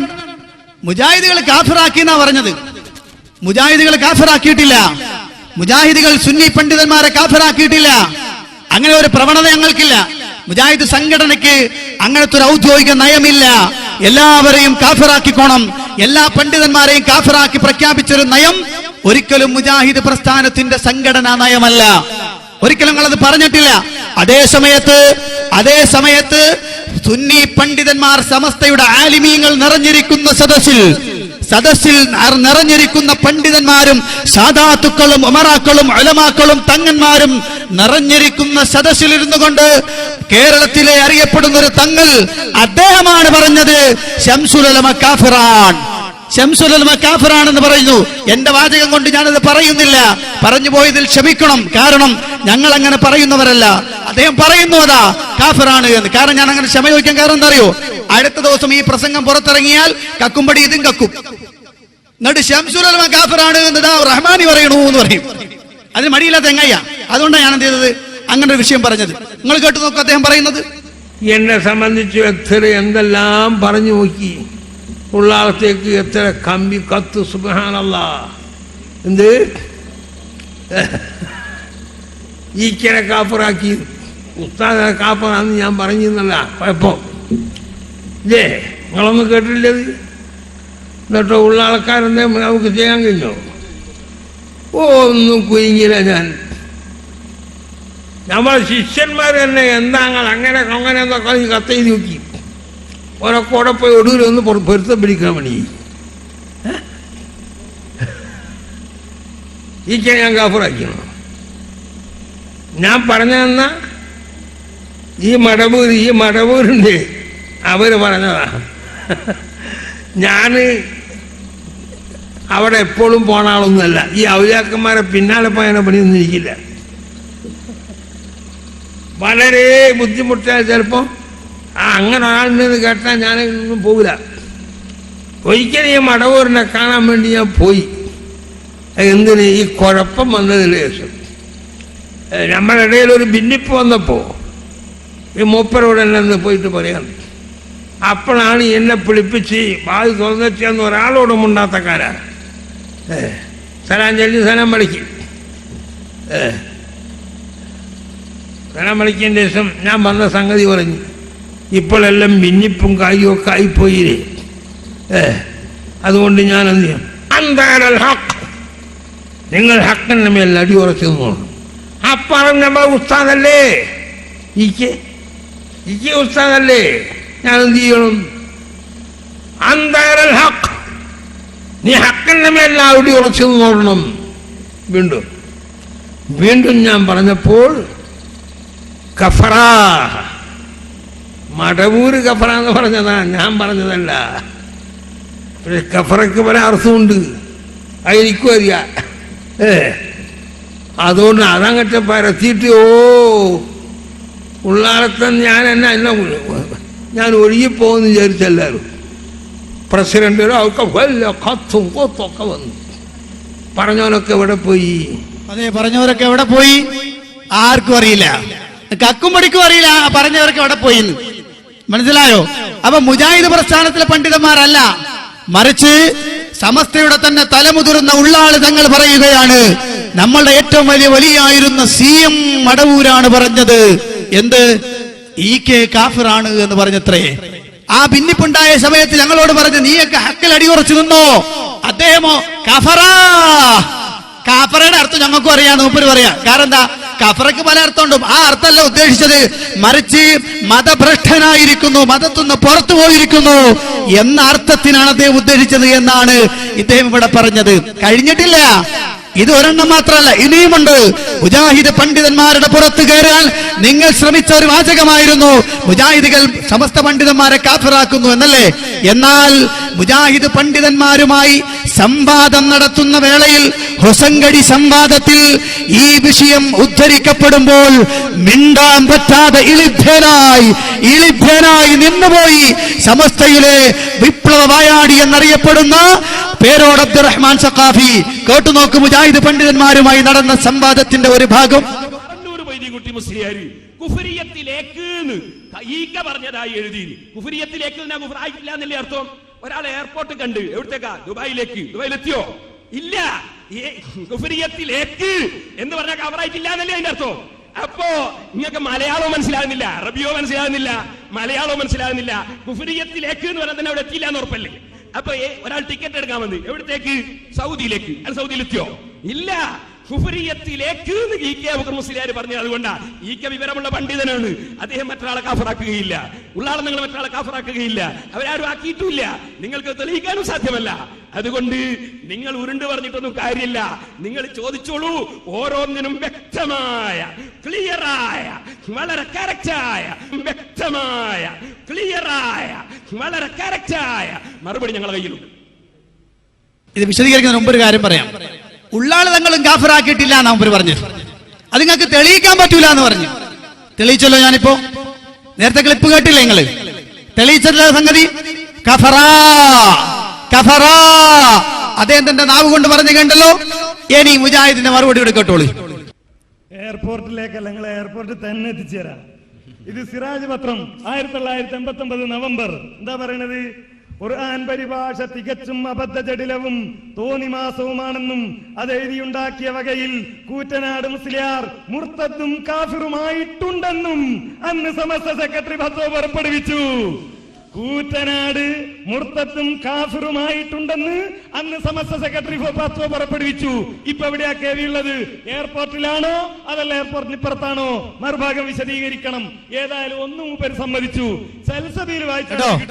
കണ്ടോ മോന്ത വിളിച്ചത് കണ്ടാ? എന്നേ ഈക്കങ്ങനെ പറഞ്ഞിട്ടില്ല. പറഞ്ഞു അങ്ങോട്ട് സിറാജ് ഉദ്ധരിച്ച് അങ്ങോട്ട് പറഞ്ഞു കൊടുക്കാൻ. അവിടെ സ്പോട്ടിലാ മറുപടി, സ്പോട്ടിൽ മറുപടിയാ. സംവാദ വേദിയിൽ വെച്ച് മുജാഹിദ് പണ്ഡിതന്മാരെ ആക്ഷേപിക്കാൻ ശ്രമിച്ച ആളെ കൈയോടെ പിടികൂടി കൊടുത്തപ്പം കണ്ടോ? ഖുർആൻ പറഞ്ഞ ആബസ് മുഖമങ്ങ് വളിച്ചുപോയി, അനങ്ങാൻ പറ്റാതെ നിന്നുപോയി. കണ്ടോ? എന്നിട്ട് മുജാഹിദുകളുടെ പേരിൽ കുതിര കയറുക, ഞങ്ങളാണ് കാഫിറാക്കുന്നല്ലേ. കഴിഞ്ഞില്ല. ഇതേതാ സാധനം? ഇതേതാ പുസ്തകം? ഈ പുസ്തകത്തിന്റെ പേര് ബോംബ് എന്നാ. പുസ്തകത്തിന്റെ പേര് ബോംബ്. ആരാ എഴുതിയത്? മുഹമ്മദ് ബാക്കവി, ഹാജി അബൂ നജീബ് മുഹമ്മദ് ബാക്കവി. ഈ പുസ്തകത്തിനൊരു പ്രത്യേകത കൂടിയുണ്ട്. സമസ്തയുടെയും ദക്ഷിണയുടെയും തലമുതിർന്ന 25ഓളം പണ്ഡിതന്മാരാണത്രേ അദ്ദേഹത്തിന് ഈ പുസ്തകം എഴുതാൻ പ്രചോദനം കൊടുത്തതും പോയിന്റുകൾ പറഞ്ഞു കൊടുത്തതും അതുപോലെ എല്ലാ ആശീർവാദങ്ങളും കൊടുത്തത് അദ്ദേഹമാണത്രേ. എന്നിട്ട് ഈ പുസ്തകം എഴുതുന്നതിന് പേര് ഞാൻ വായിക്കണില്ല. സംശയമുള്ളവർക്ക് ഇൻഷാ അല്ലാഹ് ഈ പരിപാടി തീരുന്നതിന് മുമ്പ് ഞാനത് വിശദീകരിച്ചും. സംശയമുള്ളവർക്ക് 25ഓളം പണ്ഡിതന്മാർ, തലയെടുപ്പുള്ള പണ്ഡിതന്മാർ. എനിക്കേട്ടോ ഇതിനിടയ്ക്ക് അദ്ദേഹം പറയുന്നുണ്ട് ഈ പുസ്തകം എഴുതാനുള്ള അദ്ദേഹത്തിന്റെ അവസ്ഥ. റബ്ബിന്റെ പ്രതിഫലത്തെ മാത്രം മോഹിച്ചുകൊണ്ട് ആരംഭിക്കുന്ന ഇത്തരം സംരംഭങ്ങൾ വിജയപ്രദമായി തീരണമെങ്കിൽ മഹാന്മാരായ ഔലിയാക്കളിൽ നിന്നുള്ള ബറക്കത്ത് ലഭിക്കേണ്ടതുണ്ട്. അവരെ തെരഞ്ഞുപിടിച്ച് അനുഗ്രഹം നേടാനുള്ള പ്രാപ്തി എനിക്കില്ലാത്തത് കൊണ്ട് അവരുടെ മേൽ നേർച്ചയാക്കിയ കോഴികളെയും ആടുകളെയും ഒക്കെയാണ് അവരുടെ ബറക്കത്തിന് വേണ്ടി ഞാൻ സ്നേഹിക്കാറുള്ളത്. അതുകൊണ്ട് തന്നെ ഒരു നേർച്ചക്കോഴിയെ പൊരിച്ചു നിന്നുകൊണ്ട് തന്നെ ഞാൻ ഈ ഗ്രന്ഥം എഴുതാൻ തുടങ്ങി എന്ന് നിങ്ങളെ സന്തോഷപൂർത്തം അറിയിച്ചു കൊള്ളട്ടെ. കണ്ടോ, ഇവരൊക്കെ പുസ്തകം എഴുതിയാലും കോഴിക്കും കിടക്കാൻ പറ്റൂല എന്നർത്ഥം. കണ്ടോ, കോഴീനെ നേർച്ചയാക്കിയിട്ട് അതിനെ അർത്ഥം തിന്നിട്ടാ ഞാൻ എഴുതണ. ആ അർത്ഥം തിന്ന ഉശിരി കേൾക്കണ്ട നിങ്ങൾക്ക്. സുഹൃത്തുക്കളെ, ചുരുക്കത്തിൽ ഈ കക്ഷിയും ഇസ്ലാമിന്റെ പുറത്താണ് സ്ഥിതി ചെയ്യുന്നത്. മുജാഹിദ് പ്രസ്ഥാനക്കാർ പച്ചക്കാഫിറുകൾ തന്നെയാണ്. മുജാഹിദ് പ്രസ്ഥാനക്കാർ പച്ചക്കാഫിറുകൾ തന്നെയാണെന്ന് എഴുതി വെച്ചിരിക്കുന്നു. ആര് ആര് മുഹമ്മദ് ബാക്കവി. തള്ളാൻ പറ്റും നിങ്ങൾക്ക്? എന്നിട്ട് ഇവിടെ വന്ന് കരയ, ഉമ്മമാരെ പെട്ടുപോവല്ലേ, പാപ്പമാരെ പെട്ടുപോവല്ലേ, കരയാണല്ലേ. കണ്ടോ, ഇതൊക്കെ നിങ്ങൾ വായിക്കേണ്ടതാ. ഇത് ഞങ്ങളെ കൊണ്ട് നിങ്ങൾ പറയിപ്പിച്ചതാ. ഞങ്ങൾ ഇതൊന്നും പറയാൻ വിചാരിച്ചല്ല. മാന്യമായി ദീനിന്റെ ഹുക്കുമുകൾ പറഞ്ഞ് ജനങ്ങളെ ബോധവൽക്കരിക്കാൻ ശ്രമിച്ചു ഞങ്ങള്. പക്ഷെ നിങ്ങൾ ഞങ്ങളെ ചീത്ത വിളിക്കാൻ ശ്രമിച്ചു. പക്ഷെ ഞങ്ങൾ ചീത്ത വിളിക്കല്ല. നിങ്ങളുടെ തനി നിറം, നിങ്ങളുടെ കപടമുഖം അനാവരണം ചെയ്യപ്പെടുകയാണ്. ഇവിടെ കൃത്യമായി തുറന്നു കാണിക്കുകയാണ്. അപ്പൊ കാഫിറാക്കിയത് ആരാ? മുജാഹിദികളാണോ? അല്ലേ അല്ല, അല്ലേ അല്ല. ആ കാഫിറാക്കിയത് മുഴുവൻ നിങ്ങൾ തമ്മിലാ, പരസ്പരം അങ്ങോട്ടും ഇങ്ങോട്ടും. ഈ മറ്റേയാളെ കാഫിറാക്കുന്നു, അയാൾ ഇങ്ങോട്ട് കാഫിറാക്കുന്നു. ഇങ്ങനെ ഒരു കഫറ എന്ന് പറയപ്പെടുന്ന വാചകം സർഫിയാണ്. എന്ന് പറഞ്ഞുകൊണ്ട് പള്ളി ദർശിൽ കഫറ സർഫ് ചെയ്യുന്നത് പോലെ പണ്ഡിതന്മാരങ്ങ് കഫറ സർഫിയാണ് അങ്ങോട്ടും ഇങ്ങോട്ടും. ഉണ്ടോ? എന്നിട്ട് കിടക്കാൻ വയ്യാത്തത് മുജാഹിദുകൾക്ക്. അദ്ദേഹം പറഞ്ഞ വാചകം മുജാഹിദുകൾ കാഫിറാക്കുന്ന പണി നിർത്തണം എന്ന്. ഞാൻ തിരിച്ചു പറയുകയാണ്, പരസ്പരം കാഫിറാക്കുന്ന പണി നിങ്ങളങ്ങ് ആദ്യം നിർത്തും. നിങ്ങൾ തന്നെ പരസ്പരം കാഫിറാക്കുന്ന പണി അങ്ങ് നിർത്തും. ഞങ്ങളെ സംബന്ധിച്ചിടത്തോളം ഞങ്ങൾ കാഫിറാക്കിയിട്ടില്ല ആരെയും. ഞങ്ങൾ വിഷയം പറയും. ദാ ഇന്നത് കുഫ്റാൻ, ഇന്നത് ശിർക്കാൻ. പരിശുദ്ധ ഖുർആൻ പറഞ്ഞതുപോലെ ദാ ഇന്ന കാര്യം ചെയ്താൽ അത് കുഫ്റാണ് കേട്ടോ. റസൂലുള്ളാഹിയോട് പറഞ്ഞു, ലൈൻ അശ്റക്ത ലയഹ്ബതന്ന അമലുക വലതകൂനന്ന മിനൽ ഖാസിരീൻ. നബിയേ, അങ്ങാണ് ബഹുദൈവ വിശ്വാസത്തിന്റെ പ്രവർത്തനം ചെയ്യുന്നത് എങ്കിൽ, ശിർക്ക് ചെയ്യുന്നതെങ്കിൽ അങ്ങയുടെ കർമ്മങ്ങൾ മുഴുവനും നിഷ്ഫലമായി പോകും ഹബീബേ. പരിശുദ്ധ ഖുർആന്റെ പ്രഖ്യാപനം. റസൂലുള്ളാഹിനെ മുശ്രിക്കാക്കിയത് ആണോ? കക്കുംപടിയുടെ ഭാഷയിൽ പറഞ്ഞാൽ, അഷ്റഫിയുടെ ഭാഷയിൽ പറഞ്ഞാൽ, ഓ അല്ല റസൂലുള്ളാഹിനെ മുശ്രിക്കാക്കിയിരിക്കുന്നു എന്ന് പറയേണ്ടി വരും. അല്ല, ആശയം പറയലാണ്, വിഷയം പറയലാണ്. ആ വിഷയം പറയുമ്പോ കാഫിറാക്കി എന്ന് പറയരുത്. അതുകൊണ്ട് ഇനിയും നിങ്ങൾ പറഞ്ഞാൽ ഇനിയും കൂടുതൽ നാറുകയേ ഉള്ളൂ എന്നുകൂടി ഞാൻ ഉണർത്തുകയാണ്. ഇനി നിങ്ങൾ നോക്കുന്ന പ്രിയപ്പെട്ട സഹോദരന്മാരെ, ഇവർ കാഫിറാക്കല് മാത്രമല്ല, ഇവർക്ക് സംസ്കാരമെന്ന് പറയുന്നത് തൊട്ടു തീണ്ടിയിട്ടില്ല. ഇവരുടെ പണ്ഡിതന്മാര് പരസ്പരം ചീത്ത വിളിക്കുന്നത് എത്ര മോശമായിട്ടാണെന്നറിയുമോ? എന്റെ പ്രിയപ്പെട്ട സഹോദരന്മാരെ, നമ്മുടെ കൂട്ടത്തിൽ ഒരു മുസ്ലിമായ മനുഷ്യൻ, വേണ്ട ഒരു മുസ്ലിം അല്ലാത്ത ഒരു മനുഷ്യൻ തന്നെ മരിച്ചുപോയാൽ, അഥവാ മുസ്ലിം അല്ലാത്ത അമുസ്ലിങ്ങളായ ഒരാളാണെങ്കിലും മരിച്ചുപോയാൽ, നമ്മൾ അയാളെ കുറിച്ച് പറയുന്നത് അയാളങ്ങ് ചത്തൊടുങ്ങി എന്നല്ലല്ലോ, അയാൾ മരിച്ചു എന്നല്ലേ പറയുക. കുറച്ചും കൂടി നന്നാക്കി പറഞ്ഞാൽ അയാൾ കുറച്ചും കൂടി വലിയ മനുഷ്യനാണെങ്കിൽ, അഥവാ വലിയ സ്ഥാനമുള്ള ആളാണെങ്കിൽ നാട്ടുകാര് പറയാറുണ്ട് അദ്ദേഹം കാലം ചെയ്തു എന്ന്. ഇങ്ങനെയൊക്കെ പറയുന്ന സമയത്ത് എന്റെ പ്രിയപ്പെട്ടവരെ, ഈ പണ്ഡിതന്മാരുടെ സംസ്കാര ശൂന്യത നിങ്ങൾക്ക് കാണണോ? ഒരു പണ്ഡിതന്റെ വാചകം കൂടി നിങ്ങളൊന്ന് കണ്ടു നോക്കൂ. പിന്നെ മറ്റൊരു സങ്കടം, ഇവരെ നേതാവ് ബഹുമാനപ്പെട്ട കണ്ണിയത്തിന്റെ ശിഷ്യൻ തങ്ങൾ, അയാളൊരു ദുസ്വഭാവം മനസ്സിലാക്കാൻ വേണ്ടി പറയാം. ഒക്കെ കണ്ണിയത്തിന്റെ ആ ദുഴയിൽപ്പെട്ട ഊപ്പാണത്. ഈ വിഭാഗത്തിൽപ്പെട്ട ഏതെങ്കിലും ഒരാൾ മരിച്ചാൽ അപ്പം പിന്നെ അടുത്ത് വരുന്ന യോഗത്തിൽ ഇയാൾ പറഞ്ഞത്, ഉദാഹരണം, മാനു മുസ്ലിയാർ ചത്തു, ഞാനുണ്ട്, നാട്ടിക മുസ്ലിയാർ വേണം നാട്ടിൽ പോയോ ചത്തുപോയി. ഇതാ പ്രസംഗിക്കണം ഒരു പ്രസ്ഥാനത്തിന്റെ നേതാവ്.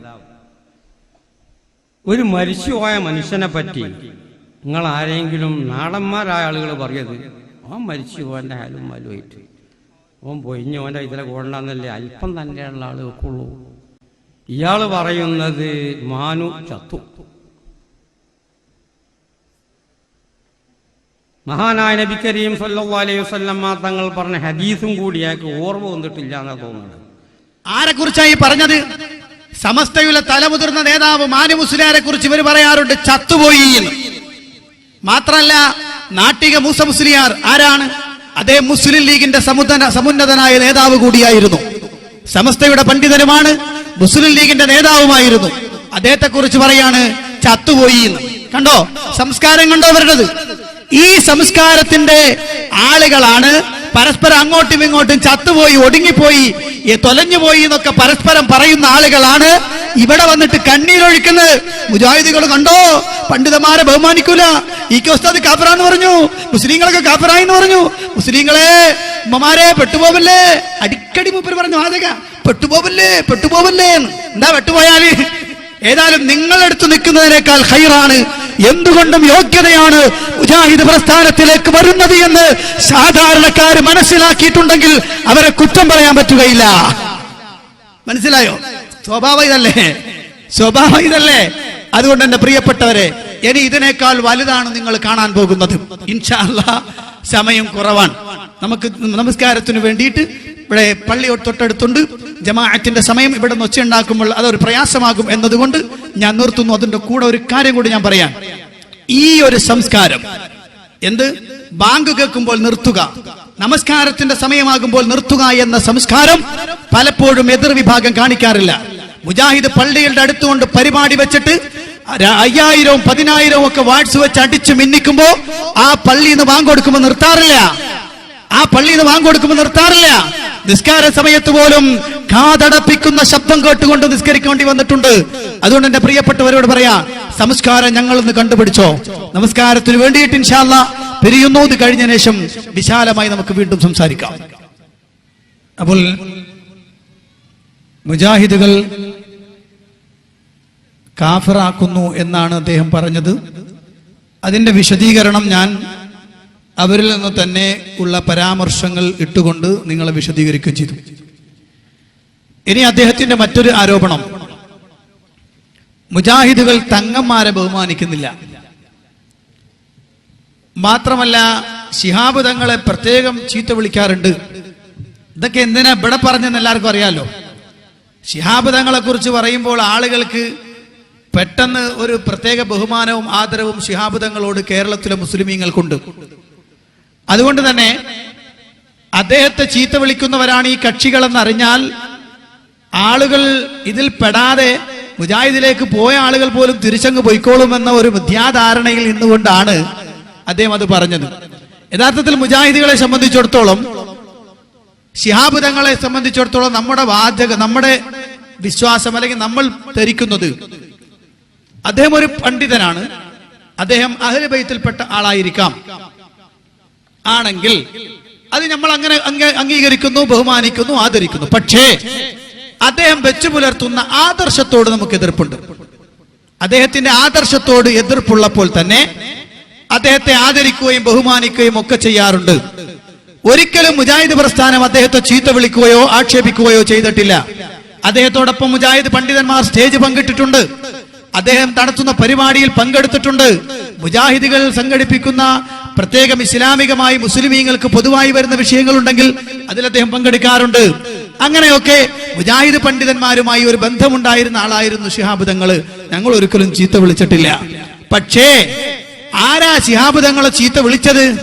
അത് നിങ്ങൾ തന്നെ പറയുന്നു. ഞങ്ങൾ മുജാഹിദുകളെ കുറിച്ച് ഒരു കാസറ്റ് നിങ്ങൾ ഇറക്കിയിട്ടില്ലല്ലോ. മുജാഹിദികൾ ശിഹാബ് തങ്ങളെ ആക്ഷേപിക്കുന്നു എന്ന് പറഞ്ഞുകൊണ്ടൊരു കാസറ്റ് നിങ്ങൾ ഇറക്കിയിട്ടില്ല. അതേ സമയത്ത് നിങ്ങൾ ഇറക്കിയ കാസറ്റിൽ നിന്നും അഥവാ സമസ്ത കേരള ഔദ്യോഗിക സമസ്ത അതിന്റെ പണ്ഡിതന്മാർ നേതൃത്വം കൊടുത്തുകൊണ്ട് ഇറക്കിയ കാസറ്റിലെ ഒരു പരാമർശം അതൊന്ന് കേട്ടു നോക്കൂ നിങ്ങൾ. മിസ്റ്റർ കാന്തപുരം, താങ്കൾ ചെയർമാനായ തൗഫീഖ് പബ്ലിക്കേഷൻ അല്ലേ ഈ ഫിത്ന പത്രം പുറത്തിറക്കുന്നത്? ആ വാറോല പുറത്തിറക്കാൻ നിങ്ങൾ ചെലവാക്കുന്ന സംഖ്യ ഏത് എന്ന ഞെട്ടിപ്പിക്കുന്ന സത്യത്തിലേക്ക് വരും മുമ്പ് ഞങ്ങൾ ചോദിക്കട്ടെ.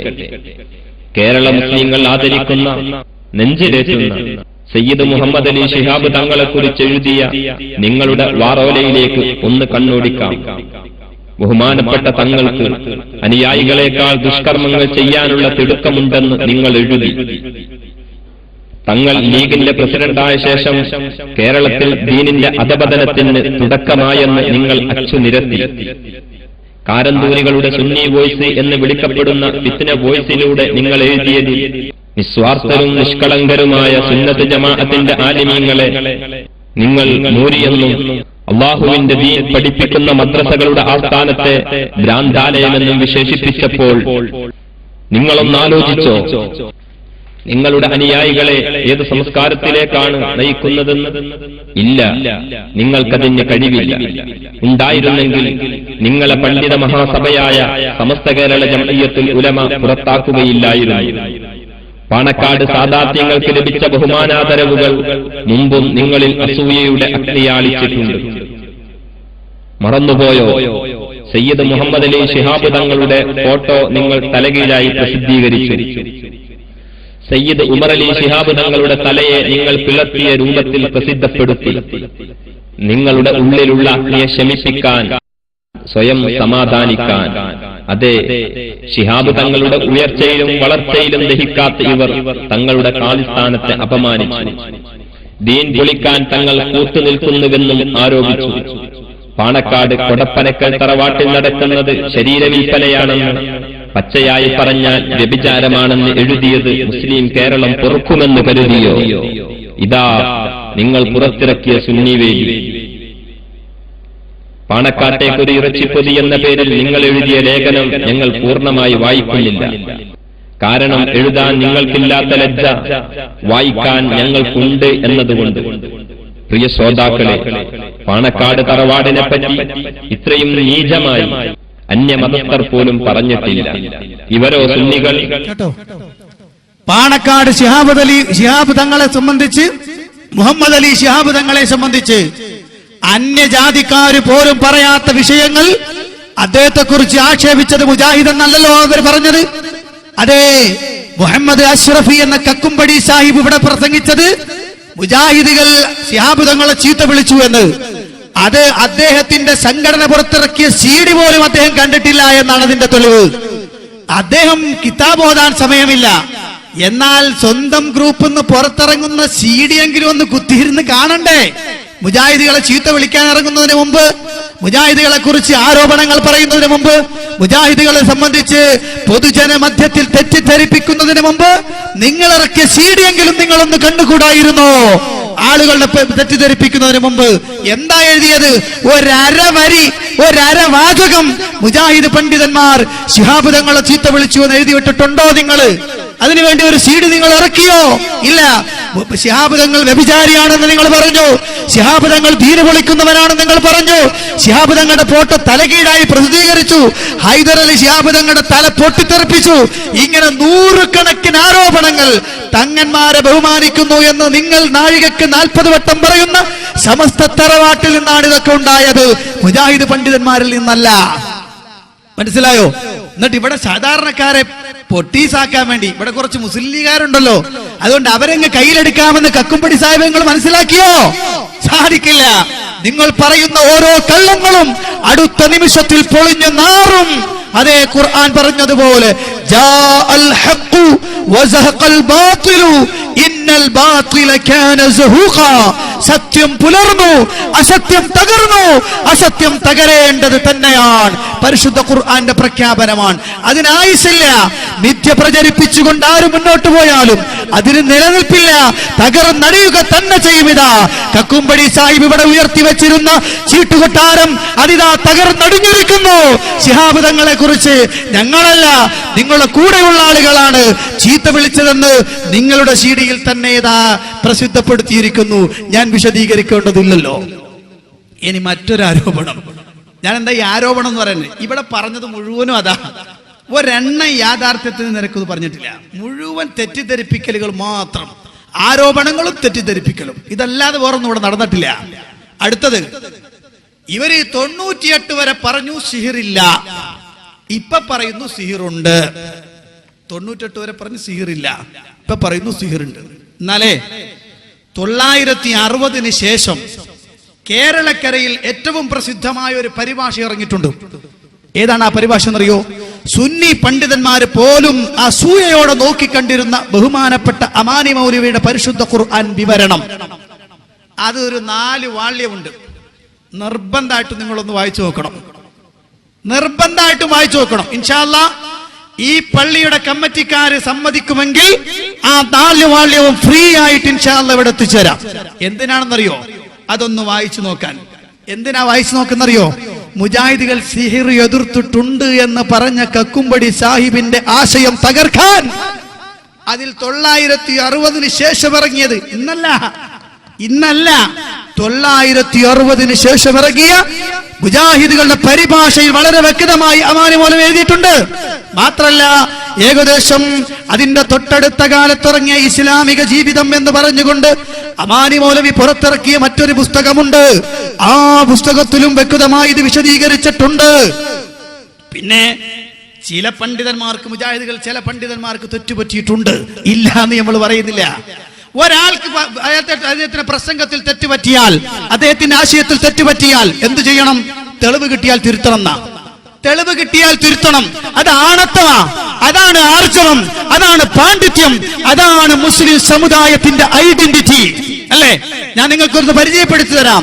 മഹാനായ ഇമാമുന ശാഫിഈ എന്ത് നിങ്ങൾ പറയും? എന്ത് പറയും പേര് വെക്കുമ്പോ? റഹ്മത്തുള്ളാഹി അലൈഹി, അല്ലേ? റഹ്മത്തുള്ളാഹി അലൈഹി, ഇമാമുന ശാഫിഈ റഹ്മത്തുള്ളാഹി അലൈഹി, പ്രഗൽഭനായ പണ്ഡിതൻ. അദ്ദേഹത്തിനതാ ശാഫിഈ മദ്ഹബിൽ പ്രബലമായി 2 അഭിപ്രായങ്ങൾ കാണാം. അൽ ഖൗലുൽ ഖദീം വൽ ഖൗലുൽ ജദീദ്. പഴയ വാദം, പുതിയ വാദം. പഴയ വാക്ക്, പുതിയ വാക്ക്. എങ്ങനെ ഉണ്ടായി ഇസ്ലാമിൽ 2 അഭിപ്രായം? എങ്ങനെ വന്നു? ഇമാം ശാഫിഈ റഹ്മത്തുള്ളാഹി അലൈഹി തനിക്ക് കിട്ടിയ ആദ്യത്തെ ഹദീസുകൾ വെച്ചുകൊണ്ട് അഭിപ്രായം പറഞ്ഞു. ആ അഭിപ്രായങ്ങൾക്ക് വിരുദ്ധമായി ഹദീസ് ലഭിച്ചപ്പോൾ അദ്ദേഹം താൻ പിടിച്ച മുയലിൽ 4 കൊമ്പെന്ന് പറഞ്ഞുകൊണ്ട് നിലനിന്നിട്ടില്ല. തിരുത്താൻ ആർജവം കാണിച്ചു, തിരുത്താൻ ആണത്വം കാണിച്ചു. കാരണം ഇത് മതമാണ്. മതവിഷയത്തിൽ തനിക്ക് ലഭിച്ച എന്തെങ്കിലും തെറ്റുണ്ടെങ്കിൽ അത് തിരുത്തണമെന്ന് മഹാനായ ഇമാം ശാഫിഈ റഹ്മത്തുള്ളാഹി അലൈഹി പറഞ്ഞു. അദ്ദേഹത്തിന്റെ വാചകം അദ്ദേഹം പറയുന്നു: അറഅയ്തും കലാമി യുഖാലിഫുൽ ഹദീസ ഫഅമലൂ ബിൽ ഹദീസ് വദ്രിബൂ ബികലാമി അൽ ഹായിത. ഇമാം ശാഫിഈ റഹ്മത്തുള്ളാഹി പറയാൻ, ഇദാ റഅയ്തും കലാമി, എന്റെ വാചകം നിങ്ങൾ കണ്ടാൽ, യുഖാലിഫുൽ ഹദീസ, പ്രവാചകന്റെ ഹദീസിനോട് എതിരായിട്ട് നിങ്ങൾ കണ്ടാൽ, ഫഅമലൂ ബിൽ ഹദീസ്, നിങ്ങൾ ഹദീസ് കൊണ്ട് അമൽ ചെയ്യണം. വദ്രിബൂ ബികലാമി അൽ ഹായിത, എന്റെ വാചകത്തെ നിങ്ങൾ മതിലിലേക്ക് എറിഞ്ഞോളൂ. മഹാനായ ഇമാം ശാഫിഈ റഹ്മത്തുള്ളാഹി പറഞ്ഞ വാചകം എവിടെ ഇതുള്ളത്? മഹാനായ ഇമാം ഷഅറാനി തന്റെ മീസാനുൽ കുബ്രയിൽ രേഖപ്പെടുത്തിയ വാചകമാണ് ഞാൻ പറഞ്ഞത്. ഇമാം ഷഅറാനി തന്റെ മീസാൻ രേഖപ്പെടുത്തിയ വാചകം എന്താ അർത്ഥം? അദ്ദേഹം മനസ്സിലാക്കി, ഹദീസ് കിട്ടി, തെറ്റാണെന്ന് മനസ്സിലായി, തിരുത്തി. അങ്ങനെ തിരുത്തണ്ടേ? തെറ്റ് വന്നാൽ തിരുത്തണ്ടേ? തിരുത്തണ്ടെന്നാണോ കക്കുംപടി സാഹിബിന് അവകാശം? അദ്ദേഹത്തിന്റെ വാദം ആണോ? എങ്കിൽ ആ വാദം ഇസ്ലാമികമല്ല, ഇസ്ലാമികമല്ല. പിന്നെ ഞങ്ങളെ ചീത്ത വിളിക്കാൻ നിങ്ങൾക്ക് ഇഷ്ടമുള്ളതൊക്കെ പറയാം, നിങ്ങൾക്ക് ഇഷ്ടമുള്ളതൊക്കെ പറഞ്ഞോളൂ. പക്ഷെ അതിനൊന്നും ആയുസ് ഉണ്ടാവില്ല എന്ന് മാത്രം. ഇനി നിങ്ങൾ നോക്ക്, കേരളക്കരയിൽ അങ്ങോളം ഇങ്ങോളമുള്ള പള്ളികളിൽ നമസ്കാരത്തിനു ശേഷം ഒരു കൂട്ടപ്രാർത്ഥന നടത്തുന്നുണ്ട്. അത് റസൂലുള്ളാഹിന്റെ സുന്നത്തിലില്ലാത്തതാണ്. പക്ഷേ അതിനുശേഷം ഒരു പ്രത്യേക സലാത്ത് ഫിറ്റിയിലുണ്ട്. ആ സലാത്ത് സുന്നത്തോ ബിദ്അത്തോ, അവിടെ ഒരു സുന്നത്തുണ്ടെന്ന് കരുതി അത് ചെയ്യൽ എന്താ ഹുക്മ്? തെറ്റ്. ഇത്രയും കാലം ഇവിടെയുള്ള ആളുകളൊക്കെ ചെയ്തില്ലേ? എന്നാൽ ഇവിടെ വന്ന മുഹമ്മദ് അഷ്റഫി എന്ന് പറയപ്പെടുന്ന അഷ്റഫ് മൗലവി, അദ്ദേഹം അതാ ആ കക്കുംപടി സാഹിബ് അദ്ദേഹം പറയുന്ന വാചകം, അദ്ദേഹത്തിന്റെ നേതാവായ അമ്പലക്കടവ് ഫൈസി പറയുന്ന വാചകം എന്ന് കേട്ടോളൂ നിങ്ങൾ. ദ്വാരന്റെ ശേഷം ഒരു സലാത്ത് ചെല്ലുന്നുണ്ടല്ലോ ഇപ്പോൾ, അത് എന്താ അതിന്റെ നിയമം? നമ്മളും ചെറുപ്പത്തിലുള്ള കാലത്ത് അങ്ങനെ സ്വലാത്ത് കണ്ടിട്ടില്ല, ഉള്ളത് പറയാലോ. ഇപ്പോൾ കുറേ കാലമായിട്ട് ചില സ്ഥലങ്ങളിലൊക്കെ നിസ്കാരം കഴിഞ്ഞാൽ ചില സ്ഥലത്ത് 3 സ്വലാത്ത് ഏപ്പിക്കാരെ തുടങ്ങിയത് തോന്നുന്നുണ്ട് അല്ലേ? എന്തായാലും സ്വലാത്ത് നല്ല കാര്യം തർക്കമല്ല. അപ്പോൾ ഏപ്പിക്കാർ 3 ആക്കിയപ്പോൾ നമ്മളാൾക്കാർ ചിലപ്പോൾ 10 ആക്കിയിട്ടുണ്ട്. ഇങ്ങനെ പല രീതിയിൽ നടന്നു വരുന്നുണ്ട്. എന്തായാലും സ്വലാത്ത് എപ്പോഴും ചെല്ലാം. പ്രത്യേകിച്ചും നിസ്കാരത്തിന് ശേഷം ദ്വാരക്കാണ്. ദ്വാരൻ്റെ മുമ്പും സ്വലാത്തല്ല, ശേഷം സ്വലാത്തല്ല. അത് 2ഉം ചെല്ലാം, 3ഉം ചെല്ലാം, 5ഉം ചെല്ലാം, 10ഉം ചെല്ലാം. പക്ഷെ പള്ളിയിൽ നിസ്കരിക്കാൻ മറ്റ് ജമാഅത്തിൽ വരുന്ന ആളുകൾക്ക് ആശയക്കുഴപ്പം, തശ്വീഷൊന്നും ഉണ്ടാക്കാൻ പാടില്ല. അത് ഒരു പ്രധാന വിഷയമാണ്. മാത്രമല്ല ആ സ്ഥലത്ത് പ്രത്യേകം സ്വലാത്ത് 3 സുന്നത്താ വിചാരിച്ച ബിദ്അത്തായി. ഒരു ഇസ്ലാമിലെ മസാല അങ്ങനെ. ഇപ്പോൾ നിസ്കാരത്തിൻ്റെ ശേഷം 3 സ്വലാത്ത് ചെല്ലൽ, ദുആന്റെ ശേഷം 3 സ്വലാത്ത് ചെല്ലൽ പ്രത്യേകം സുന്നത്താണ് വിശ്വസിച്ചാൽ തെറ്റാണ്, അനാചാരമാണ്, ഒഴിവാക്കപ്പെടേണ്ടതാണ്. അല്ല വേറെ ബാഹ്യമായ ദോഷവശങ്ങളൊന്നുമില്ലാതെ 3, 5, 10, 200, 1000 സ്വലാത്തൊക്കെ ആർക്കും ചെല്ലാ, സ്വലാത്തിൻ്റെ പുണ്യം കിട്ടും. ഇതാണ് എൻ്റെ പൊതുവായ സമീപനം. ഒരിക്കൽ ഇവിടുന്ന് നമുക്ക് വിശ്വാസയോഗ്യനായ ഒരാൾ ഒരു പരിപാടിക്ക് പറഞ്ഞു, ഒരു ചോദ്യം ചോദിച്ചപ്പോൾ, അഭിവന്ദനായ ശംസുലന EK ഉസ്താദ് ഒരു പള്ളി ഉദ്ഘാടനത്തിന് വേണ്ടി പോകുമ്പോൾ പെരിങ്ങത്തൂർ ഭാഗത്ത് അസർ നിസ്കരിക്കാൻ ഒരു പള്ളി കയറി. ആ പള്ളി കയറി ദുആ കഴിഞ്ഞിട്ട് 3 സ്വലാത്ത് ഇതേമാതിരി ചൊല്ലി. അപ്പോൾ ആളെ വിളിച്ചു, നിസ്കാരം കഴിഞ്ഞിട്ട് സ്വലാത്ത് കഴിഞ്ഞിട്ട്, എന്താ സ്വലാത്ത് ചോദിച്ചു. നിനക്ക് എവിടെ നിന്ന് കിട്ടി സ്വലാത്ത് പറ എന്ന് പറഞ്ഞ് ചോദ്യം ചെയ്ത സംഭവത്തിന് സാക്ഷിയായ ഒരാളെ ഞാൻ കണ്ടിട്ടുണ്ട്. അപ്പോൾ പ്രത്യേകം അവിടെ സുന്നത്താന്ന് വിചാരിച്ചാൽ തെറ്റാ, ഇല്ലെങ്കിൽ ഓക്കെ, ശല്യമില്ലാത്ത വിധത്തിൽ എപ്പോഴും എന്ത് ചെയ്യുക, സ്വലാത്ത് അല്ല. ഇതാണ് എൻ്റെ സമീപനം കേട്ടോ. അപ്പൊ അവിടെ പ്രത്യേക സുന്നത്തുണ്ടെന്ന് കരുതിയാൽ ബിദ്അത്തായി. കണ്ടോ, അപ്പൊ ബിദ്അത്ത് ചെയ്തിരുന്നു കാലത്ത് ഇത്രയും ആളുകൾ, ഇത്രയും കാലമായി ബിദ്അത്ത് ചെയ്തുകൊണ്ട് നടന്നു. ഓരോ പള്ളികളിലും 3 സ്വലാത്ത്. ചില ആളുകൾ പറഞ്ഞ് അത് അടുത്ത കാലത്തൊന്നുമല്ല, കുറെ മുമ്പുണ്ടെന്ന്. ഞാൻ ഈ അടുത്ത കാലത്ത് മിക്കയിടത്തും കാണാൻ തുടങ്ങിയിട്ടുണ്ട്. ദർസിൽ ഓതുന്ന സമയത്ത് ചില പള്ളികളിലൊക്കെ അപ്പോഴാ തുടങ്ങാം 3 സ്വലാത്ത്. എന്താ സ്വലാത്തിന്? സ്വലാത്ത് പുണ്യമുള്ള കാര്യം. ആ സ്ഥലത്ത് നിസ്കാരത്തിന് ശേഷം സ്വലാത്ത് ചൊല്ലൽ പുണ്യമാണെന്ന് കരുതിയാൽ അത് ബിദ്അത്തായി, ഇല്ലെങ്കിലോ ബിദ്അത്തില്ല. അപ്പൊ അതിന്റെ അർത്ഥം എന്താ? ചൊല്ലുന്നവൻ വെറുതെ ഒരു നേരം പോക്കിന് ഇല്ലെന്നാ? നേരം പോക്കിന് ചെല്ലിയെന്നാണോ? അല്ലല്ലോ, കൂലി കിട്ടാൻ വേണ്ടി ചെല്ലിയതല്ലേ 3 സ്വലാത്ത്. ഇനി മുജാഹിദികൾ ആരെങ്കിലും ആ പള്ളി കുടുങ്ങിപ്പോയിട്ടുണ്ടെങ്കിൽ സ്വലാത്തിന്റെ എണ്ണം കൂടും, ഒച്ചയും കൂടും. കാരണം ഒപ്പനൊന്ന് കേൾക്കണം, വിദ്യാർത്ഥികാരൻ വന്നിട്ടുണ്ട്, ഓനൊന്ന് കേൾക്കട്ടെ സ്വലാത്ത് എന്ന് വെച്ചാൽ നമ്മള് സ്വലാത്ത് ഇല്ലാത്ത ആളുകളല്ലേ. അപ്പോ കണ്ടോ, ഇപ്പൊ തെറ്റ് പറ്റി തിരുത്തുന്നുണ്ടല്ലോ. തിരുത്തുന്നത് കണ്ടോ? ഇനി ഒന്നല്ല, ഇനിയും നിങ്ങൾ തിരുത്തുന്നത് കണ്ടോ? മുജാഹിദുകൾ ഒരു കാലഘട്ടത്തിൽ കേരളത്തിന്റെ ഗ്രാമാന്തരങ്ങളിൽ വളരെ വ്യക്തമായി പറഞ്ഞു, മുസ്ലിമീങ്ങളെ, നിങ്ങൾ ചൊല്ലിക്കൊണ്ടിരിക്കുന്ന മൗലിദ് കിതാബ് ഉണ്ടല്ലോ, ആ മൗലിദ് കിതാബിലെ വരികളും അതിലെ സംഭവങ്ങളും ധാരാളം കള്ളക്കഥകൾ കടന്നുകൂടിയിട്ടുണ്ട്, ധാരാളം ശിർക്കിന്റെ വചനങ്ങൾ അതിലുണ്ട് കേട്ടോ, ധാരാളം അപാകതകൾ ഉണ്ട് കേട്ടോ, തെറ്റായത് ധാരാളമുണ്ട്, തിരുത്തണം കേട്ടോ, അത് നിർത്തണം കേട്ടോ എന്ന് കേരളത്തിന്റെ ഗ്രാമാന്തരങ്ങളിൽ മുജാഹിദ് പണ്ഡിതന്മാർ ശക്തമായി പറഞ്ഞപ്പോ ഞങ്ങളെ ചീത്ത വിളിച്ചു. ഞങ്ങളെ ചീത്ത വിളിച്ചു എന്ന് മാത്രമല്ല, ഞങ്ങൾ ഇവിടുത്തെ സുന്നികളെ മുഴുവനും കാഫിറാക്കുന്നവരാണെന്ന് പറഞ്ഞു. എന്നാലിതാ ഇപ്പോൾ അവര് തിരുത്തുന്നു, ഇപ്പോൾ തിരുത്തുകയാണ്. മുജാഹിദുകൾ പറഞ്ഞ അതേ നാണയത്തിലേക്ക് തിരിച്ചു വന്നിരിക്കുന്നു. എന്റെ പ്രിയപ്പെട്ടവരെ, സമസ്തയുടെ ഒരു വിപ്ലവവായാടിയായ മറ്റൊരു സഖാഫിയുടെ വാചകത്തിലേക്ക് നിങ്ങളൊന്ന് കേട്ടു നോക്കൂ. മൗലിദിന്റെ ഏടുകളിൽ കാണുന്ന മുഴുവൻ കാര്യങ്ങളും അത് ശരിയല്ല, അതിൽ പലതും ശരിയല്ലാത്തതുണ്ട്, അതുകൊണ്ട് തന്നെ അത് മുഴുവനും സത്യമാണ് എന്നൊരിക്കലും വിശ്വസിക്കരുത് ജനങ്ങളെ. ഞങ്ങൾ പലപ്പോഴും പറഞ്ഞിട്ടുണ്ട്, ഇവിടെ ഒന്നുകൂടി പറയുന്നു, ആരും അതിന് എല്ലാവർക്കും സംശയമുണ്ട്. കാരണം നിങ്ങൾ ഇന്ന് വരെ പറഞ്ഞിട്ടില്ല. മുജാഹിദികൾ അത് പറയാൻ തുടങ്ങിയപ്പോഴാണ് നിങ്ങൾ പറഞ്ഞത്. അത് എപ്പോഴാ? ഈ 2010, 2011 കാലഘട്ടത്തിലാണ് ഈ വാചകം പറഞ്ഞത്. ഒരു പക്ഷേ കക്കുംപടി സാഹിബ് പറയാം, ഞങ്ങൾ പറഞ്ഞല്ലാണ്, രണ്ടും ഒന്ന് തന്നെയാ. നിങ്ങൾ രണ്ടും ഒരു ഒന്ന് തന്നെയാ, രണ്ട് സംഘടന എന്ന് നിൽക്കുന്നേ ഉള്ളൂ. ആശയം നിങ്ങൾക്ക് രണ്ടാൾക്കും ഒന്ന് തന്നെയാണ്. ആശയം നിങ്ങൾക്ക് രണ്ടാൾക്കും അല്ലാത്ത വിളിച്ചു പ്രാർത്ഥിക്കാൻ പറ്റുമോ? AP പറയുന്നു, UK പറയുന്നു വേണം. കബർ കെട്ടിപ്പൊക്കാമോ? AP പറയുന്നു, UK പറയുന്നു വേണം. മൗലിദുകൾ ഓതാമോ? AP പറയുന്നു, UK പറയുന്നു വേണം. പള്ളിയിൽ ജമാഅത്ത് നടത്താൻ ജമാഅത്തിന് പെണ്ണുങ്ങൾ വരാൻ പാടുണ്ടോ? പാടില്ല, ഹറാമെന്ന് 2 കൂട്ടരും പറയുന്നു. ഖുത്ബ മലയാളത്തിലാകാൻ പാടുണ്ടോ? പാടില്ല, 2 കൂട്ടരും പറയുന്നു. ആദർശത്തിൽ നിങ്ങൾക്ക് വ്യത്യാസമൊന്നുമില്ലല്ലോ. നിങ്ങൾ 2 കൂട്ടരും ഒരുപോലെ തന്നെയാ. നിങ്ങളെ കൂട്ടത്തിൽ കുറച്ചും കൂടെ തീവ്രതയുള്ള ടീമായി പറഞ്ഞത്, കുറച്ചും കൂടെ തീവ്രതയുള്ള ടീം. ഞങ്ങൾ പറഞ്ഞിട്ടുണ്ട്, ജനങ്ങളെ നിങ്ങൾ വിശ്വസിക്കരുതേ എന്ന്. എന്ത് പറഞ്ഞു? ഈ മൗലിദ് കിതാബിലുള്ളത് മുഴുവനും ശരിയാണെന്ന് നിങ്ങൾ വിശ്വസിക്കരുത് ഞങ്ങൾ മുമ്പ് പറഞ്ഞിട്ടുണ്ട്. ഇല്ല, പറഞ്ഞിട്ടില്ല. പറഞ്ഞത് എപ്പോഴെന്നറിയോ? എപ്പോഴാ? മലക്കുൽ മൗത്ത് സക്കറാത്തിന്റെ ഹാലിൽ നിങ്ങളെ തൊണ്ടക്ക് കുത്തിപ്പിടിച്ചപ്പോഴാ. അപ്പോഴാണ് നിങ്ങൾ പറഞ്ഞത്. എവിടെ?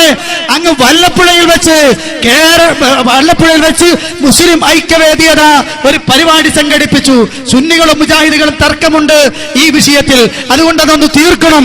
2 കൂട്ടരെയും പിടിച്ചിരുത്തി മുസ്ലിം ഐക്യവേദി ചർച്ച തുടങ്ങി.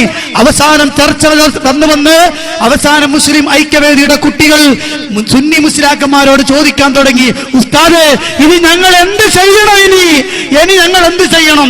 നോക്കൂ, ആ കുട്ടികളുടെ വികാര പ്രകടനം നിങ്ങളൊന്ന് കേട്ടു നോക്കൂ.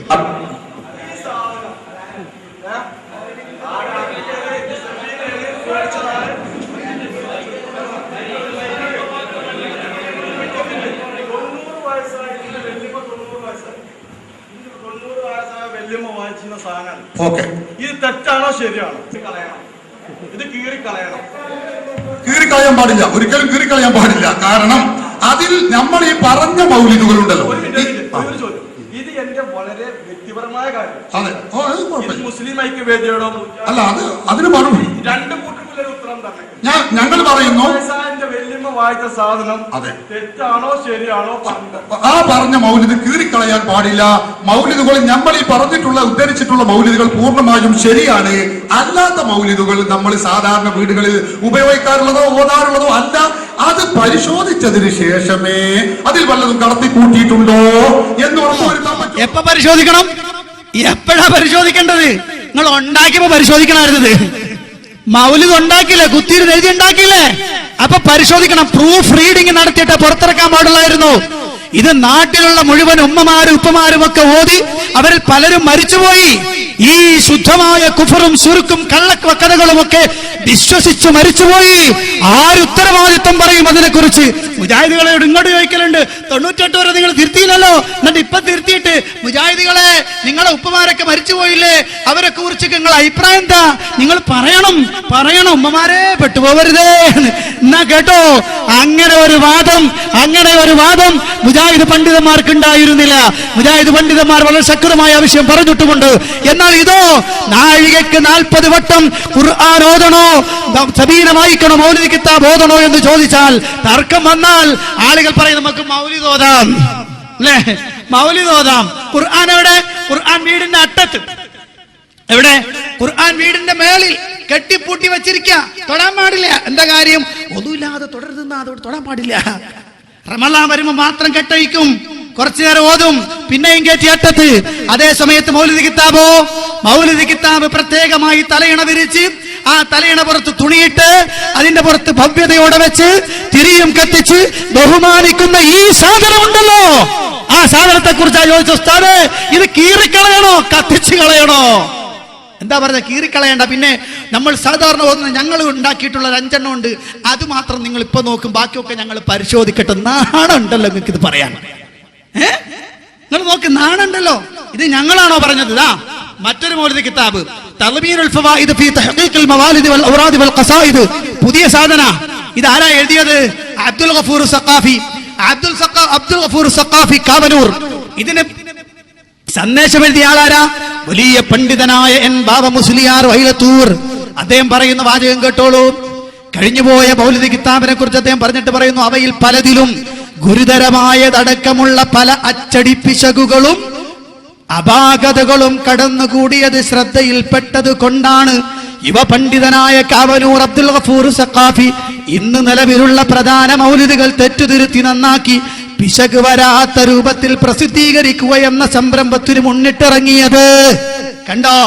അപ്പൊ അച്ചടി പിശക് മാത്രമായിരുന്നില്ല, വമ്പൻ അപാകതകൾ കടന്നുകൂടിയിരുന്നു.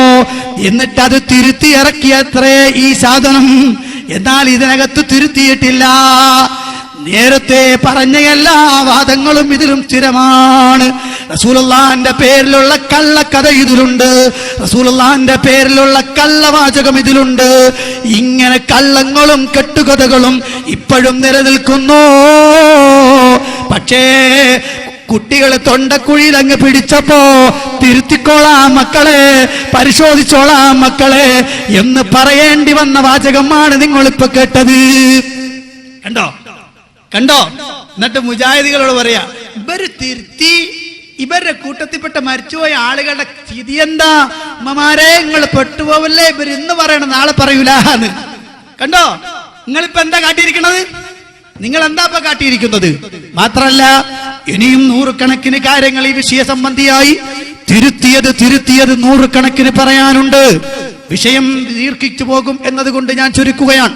എന്റെ പ്രിയപ്പെട്ട സഹോദരന്മാരെ, അങ്ങനെ ഇവർ ധാരാളം തിരുത്തലുകൾ നടത്തി. ഇനി മുജാഹിദുകളുടെ പേരിൽ മറ്റൊരു ആരോപണം. ഈ ആളുകളെ കൈയെടുക്കാനുള്ള പരിപാടിയെ മൂപ്പര് പെട്ടെന്ന് കൂടുതൽ എടുത്തത് ഇവിടെ. കാരണം ഇതൊരു ഗ്രാമപ്രദേശമാണല്ലോ. എല്ലാവരും ഇസ്ലാമിന്റെ തത്വങ്ങൾ മുസ്ലിമീങ്ങളായി നിനക്ക് ഇത്രയും കാലം ചെയ്തു വന്ന കാര്യങ്ങൾ ഹൃദയത്തോട് നെഞ്ചോട് അടുപ്പി പിടിച്ചുകൊണ്ട് നടക്കാണ്. കാരണം അതിനെക്കുറിച്ച് കേൾക്കുമ്പോൾ ബേജാറാണല്ലോ. ആ ബേജാറിനെ ചൂഷണം ചെയ്യാൻ മൂപ്പര് രംഗം നടത്തി. എന്താ അറിയോ, മുജാഹിദുകളെ മരിച്ചു കഴിഞ്ഞാൽ പിന്നെ ദ്വാരക്കൂല, മരിച്ച വീട്ടിൽ ഓല് ദ്വാരക്കൂല, പിന്നെ മയ്യത്ത് കൊണ്ട് പോലും ദിക്റും ചൊല്ലൂല. എങ്ങനെ? മയ്യത്തിന്റെ വീട്ടിൽ ചെന്നാൽ ഇവർ പ്രാർത്ഥിക്കൂല. നമ്മൾ കണ്ടില്ലേ, ഉസ്താദന്മാര് വന്ന് അൽ ഫാത്തിഹ വിളിച്ചിട്ട് ദ്വാരക്കും, എന്നിട്ടാണ് മയ്യത്ത് കൊണ്ടുപോകുമ്പോ ലാ ഇലാഹ ഇല്ലല്ലാഹ് എന്ന് ദിക്റും ചൊല്ലും എന്ന് ഇദ്ദേഹം തെറ്റിദ്ധരിപ്പിച്ചു. ഞാൻ ആ വിഷയത്തിൽ അദ്ദേഹത്തിന്റെ വാചകത്തിന് പകരം ഈ വിഷയം പറയുന്ന അദ്ദേഹത്തിന്റെ ഷെയ്ഖിന്റെ വാചകം ഇടാൻ പോവുകയാണ്. അതിനു മുമ്പ് പറയാൻ പോണത്, ഈ ഇടാൻ പോണ ഷെയ്ഖ് ആരാന്നറിയോ? ആദ്യം സമസ്തയിൽ പ്രവർത്തിച്ച ആള്, പിന്നീട് അദ്ദേഹം മുജാഹിദ് പ്രസ്ഥാനത്തിലേക്ക് വന്നു. എന്തിനാ വന്നത്? മുജാഹിദ് പ്രസ്ഥാനത്തിന്റെ ഉള്ളുകള്ളി മനസ്സിലാക്കാൻ ചാരനായിട്ട് വന്നതാ. എന്നിട്ട് മൂപ്പര് അവിടെ നിന്ന് ചാടി ജമാഅത്ത് ഇസ്ലാമിലേക്ക് പോയി. മൂപ്പര് അവിടുന്ന് പിന്നെ ചാടി AP വിഭാഗത്തിലേക്ക് പോയി. അവിടെയും ഒരു പ്രശ്നം ഉണ്ടായപ്പോ മൂപ്പര് അവസാനം ഇപ്പോ തറവാട്ടിലേക്ക് തന്നെ തിരിച്ചുപോയി. എന്നുവെച്ചാൽ താൻ എവിടെ നിന്ന് വന്നോ അവിടത്തേക്ക് തന്നെ തിരിച്ചുപോയി. എന്നിട്ട് അവിടെ ചെന്നിരുന്നിട്ട് മൂപ്പര് പറയാണ്, ഞാൻ മുജാഹിദായിരുന്നപ്പോ എന്റെ ഉമ്മ മരിച്ച് ദ്വാരക്കാൻ തോന്നിയില്ല. കാരണം ഇവർ അങ്ങനെയാണല്ലോ പഠിപ്പിച്ചത്. റസൂലുള്ളാഹി സ്വല്ലല്ലാഹു അലൈഹി വസല്ലം പഠിപ്പിച്ച ദുആ തന്നെ ഇവരെ കട്ട് ചെയ്ത് കളഞ്ഞവരാ എന്നൊക്കെ പറഞ്ഞിട്ട് അദ്ദേഹം അങ്ങ് പറയുന്നുണ്ട്. ഇൻഷാ അല്ലാഹ് അതൊന്ന് കേട്ടു നോക്കൂ നിങ്ങൾ. അപ്പോൾ മനുഷ്യർക്കെത്തിപ്പെട്ടാൽ അയാൾക്ക് വേണ്ടി ദുആ ചെയ്യണം എന്ന് മാത്രമല്ല, അബൂ സലമ എന്ന സഹാബി മരിച്ചപ്പോൾ നബി സല്ലല്ലാഹു അലൈഹി വസല്ലം വീട്ടിൽ ചെന്ന് ആ മരിച്ച അബൂ സലമയ്ക്ക് വേണ്ടി ദുആ ചെയ്തത് കിതാബ് ബുഖാരിയിൽ മുസ്ലിമിലും കാണാം. അല്ലാഹുമ്മ ഗ്ഫിർ ലി അബീ സലമ, അബൂ സലമക്ക് നീ പുറത്തു കൊടുക്കണേ എമ്പുരാനെ. ഈ സമ്പ്രദായം മുജാഹിദുകൾ എടുത്തു മാറ്റിക്കളഞ്ഞു.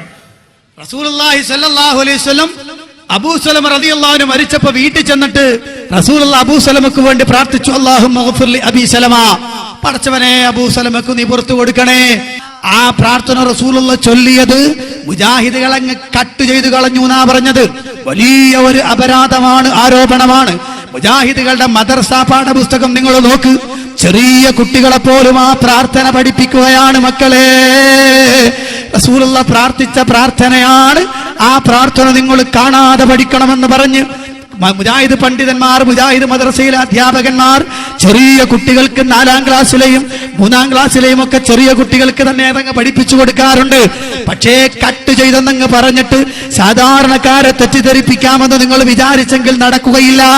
ഇവിടെ അടുത്താണല്ലോ തൊടുപുഴ ടൗൺ, ഇവിടെ അടുത്താണല്ലോ, അവിടെയല്ലേ മുജാഹിദ് സെന്റർ ഉള്ളത്. നിങ്ങൾക്കൊന്ന് പോയാൽ, അല്ലെങ്കിൽ ഇവിടെ ഏഴല്ലൂരല്ലേ, ഇവിടുത്തെ മുജാഹിദ് പ്രവർത്തകരോട് ചോദിക്ക്, നിങ്ങളുടെ പാഠപുസ്തകം ഒന്ന് കൊണ്ടുത്താ ഞാനൊന്ന് നോക്കട്ടതിലുണ്ടോന്ന്. ഏതെങ്കിലും ഉമ്മപറ്റ മക്കൾക്ക് അത് താല്പര്യമുണ്ടെങ്കിൽ ഇവിടുത്തെ മുജാഹിദ് സുഹൃത്തുക്കളോട് നിങ്ങൾ വന്ന് പറയുകയും അത് മേടിച്ചൊന്ന് കാണുകയും ചെയ്യൂ. ഇവരുടെ തെറ്റിദ്ധരിപ്പിക്കലുകൾ മനസ്സിലാക്കുവാൻ ഞങ്ങളെ സംബന്ധിച്ചിടത്തോളം ഒരു മരിച്ച വീട്ടിൽ ചെന്ന് കഴിഞ്ഞാൽ റസൂലുള്ളാഹി നടത്തിയ പ്രാർത്ഥന ഞങ്ങളൊന്ന് നടത്തും, ഫാത്തിഹ വിളിക്കാറില്ല. അതാ വലിയൊരു ആരോപണം ഇവിടെ പറഞ്ഞു. ഇവരെപ്പോഴും ഫാത്തിഹാനെ കുറ്റം പറയും. അതിന് നമ്മൾ ഫാത്തിഹ എവിടെ ചെന്നാലും ഫാത്തിഹ വിളിക്കും, അതിന് ഇവർ കുറ്റം പറയും. ഇവർക്ക് ഫാത്തിഹക്കെതിരാണ്. വല്ലാത്തൊരു കാര്യം തന്നെ കേട്ടോ. ഞങ്ങൾ പറഞ്ഞതിന്റെ ആശയം എന്താ നിങ്ങൾ മനസ്സിലാക്ക്. റസൂലുള്ള കല്യാണ സദസ്സിൽ പോയിട്ടുണ്ട്. അവിടെ കല്യാണം നിക്കാഹ് കഴിഞ്ഞാൽ ഉടനെ റസൂലുള്ള മുഅദ്ദിനായ മഹാനായ ബിലാൽ റളിയല്ലാഹു അൻഹു മുഅദ്ദിനാണ്, പള്ളിയിലെ മുഅദ്ദിൻ എഴുന്നേറ്റിട്ട് അൽ ഫാത്തിഹ, നിങ്ങൾ കൂവീനോ? എന്നിട്ട് റസൂലുള്ളാഹി സഹാബത്തൊക്കെ ഫാത്തിഹ ഓതാ, ഇഖ്ലാസ് ഓതാ, മുഹമ്മദ് ഓതാ. അതിനുശേഷം റസൂലുള്ളാഹി അങ്ങനെ പ്രാർത്ഥന തുടങ്ങാം. ഉണ്ടോ ഏതെങ്കിലും ഒരു ഹദീസിന്റെ കഷ്ടത്തിൽ? ഇല്ല, കാണാൻ സാധിക്കൂല. അതുപോലെ തന്നെ മരിച്ച വീട്ടിൽ വന്ന് റസൂലുള്ളാഹി ഇരിക്കും. അവിടെ ഉടനെ ബിലാൽ റളിയല്ലാഹു അൻഹു അല്ലെങ്കിൽ കൂടെയുള്ള ഏതെങ്കിലും ഒരാൾ അൽ ഫാത്തിഹ, റസൂലുള്ളാഹി ഫാത്തിഹ ഓതും, എന്നിട്ട് ദുആരക്കും. ഉണ്ടായിരുന്നോ? ഇല്ല. എടുത്തു ധരിച്ചത് എന്താ? അബൂ സലമ റളിയല്ലാഹു അൻഹുവിന്റെ മയ്യിത്ത് കാണാൻ റസൂലുള്ളാഹി ചെന്നിട്ട് അവിടെ പ്രാർത്ഥിച്ച പ്രാർത്ഥന. അതെ, ആ പ്രാർത്ഥന വൈയക്തികമാണ്. മയ്യിത്ത് കാണാൻ ചെല്ലുന്ന ഓരോരുത്തരും പ്രാർത്ഥിക്കണം, പടച്ചവനെ ഈ മയ്യിത്തിന് പുറത്തു കൊടുക്കണേ. അറബി അറിയാത്ത ആളുകളെ മലയാളത്തിൽ പ്രാർത്ഥിച്ചോളൂ. അവിടെ നിന്നിട്ട് പടച്ചവനെ ഈ മയ്യിത്തിന് പുറത്തു കൊടുക്കണേ, ഈ മയ്യിത്തിന് നീ പുറത്തു കൊടുക്കണേ, ഈ മയ്യിത്തിന് നീ കരുണ ചെയ്യണേ റബ്ബേ എന്നുള്ള പ്രാർത്ഥന ഉണ്ടാവണമെന്നാണ് റസൂലുള്ളാഹി പഠിപ്പിച്ചത്. അത് ചെയ്യുന്നവരാണ് മുജാഹിദുകൾ. എന്നിട്ട് മുജാഹിദ് നീതികളുടെ പേരിൽ ഒരു കുറ്റം പറച്ചില്, അവർ നമ്മളെ കൂടെ ഫാത്തിയെ കൂടാൻ നിങ്ങൾ ഉണ്ടാക്കിയ എല്ലാത്തരം തോന്നിവാസങ്ങൾക്ക് പിന്നാലെ കൂടിത്തെന്ന് വിചാരിച്ചു ഞങ്ങളും വിചാരിച്ചോ? നിങ്ങൾ നടക്കൂല.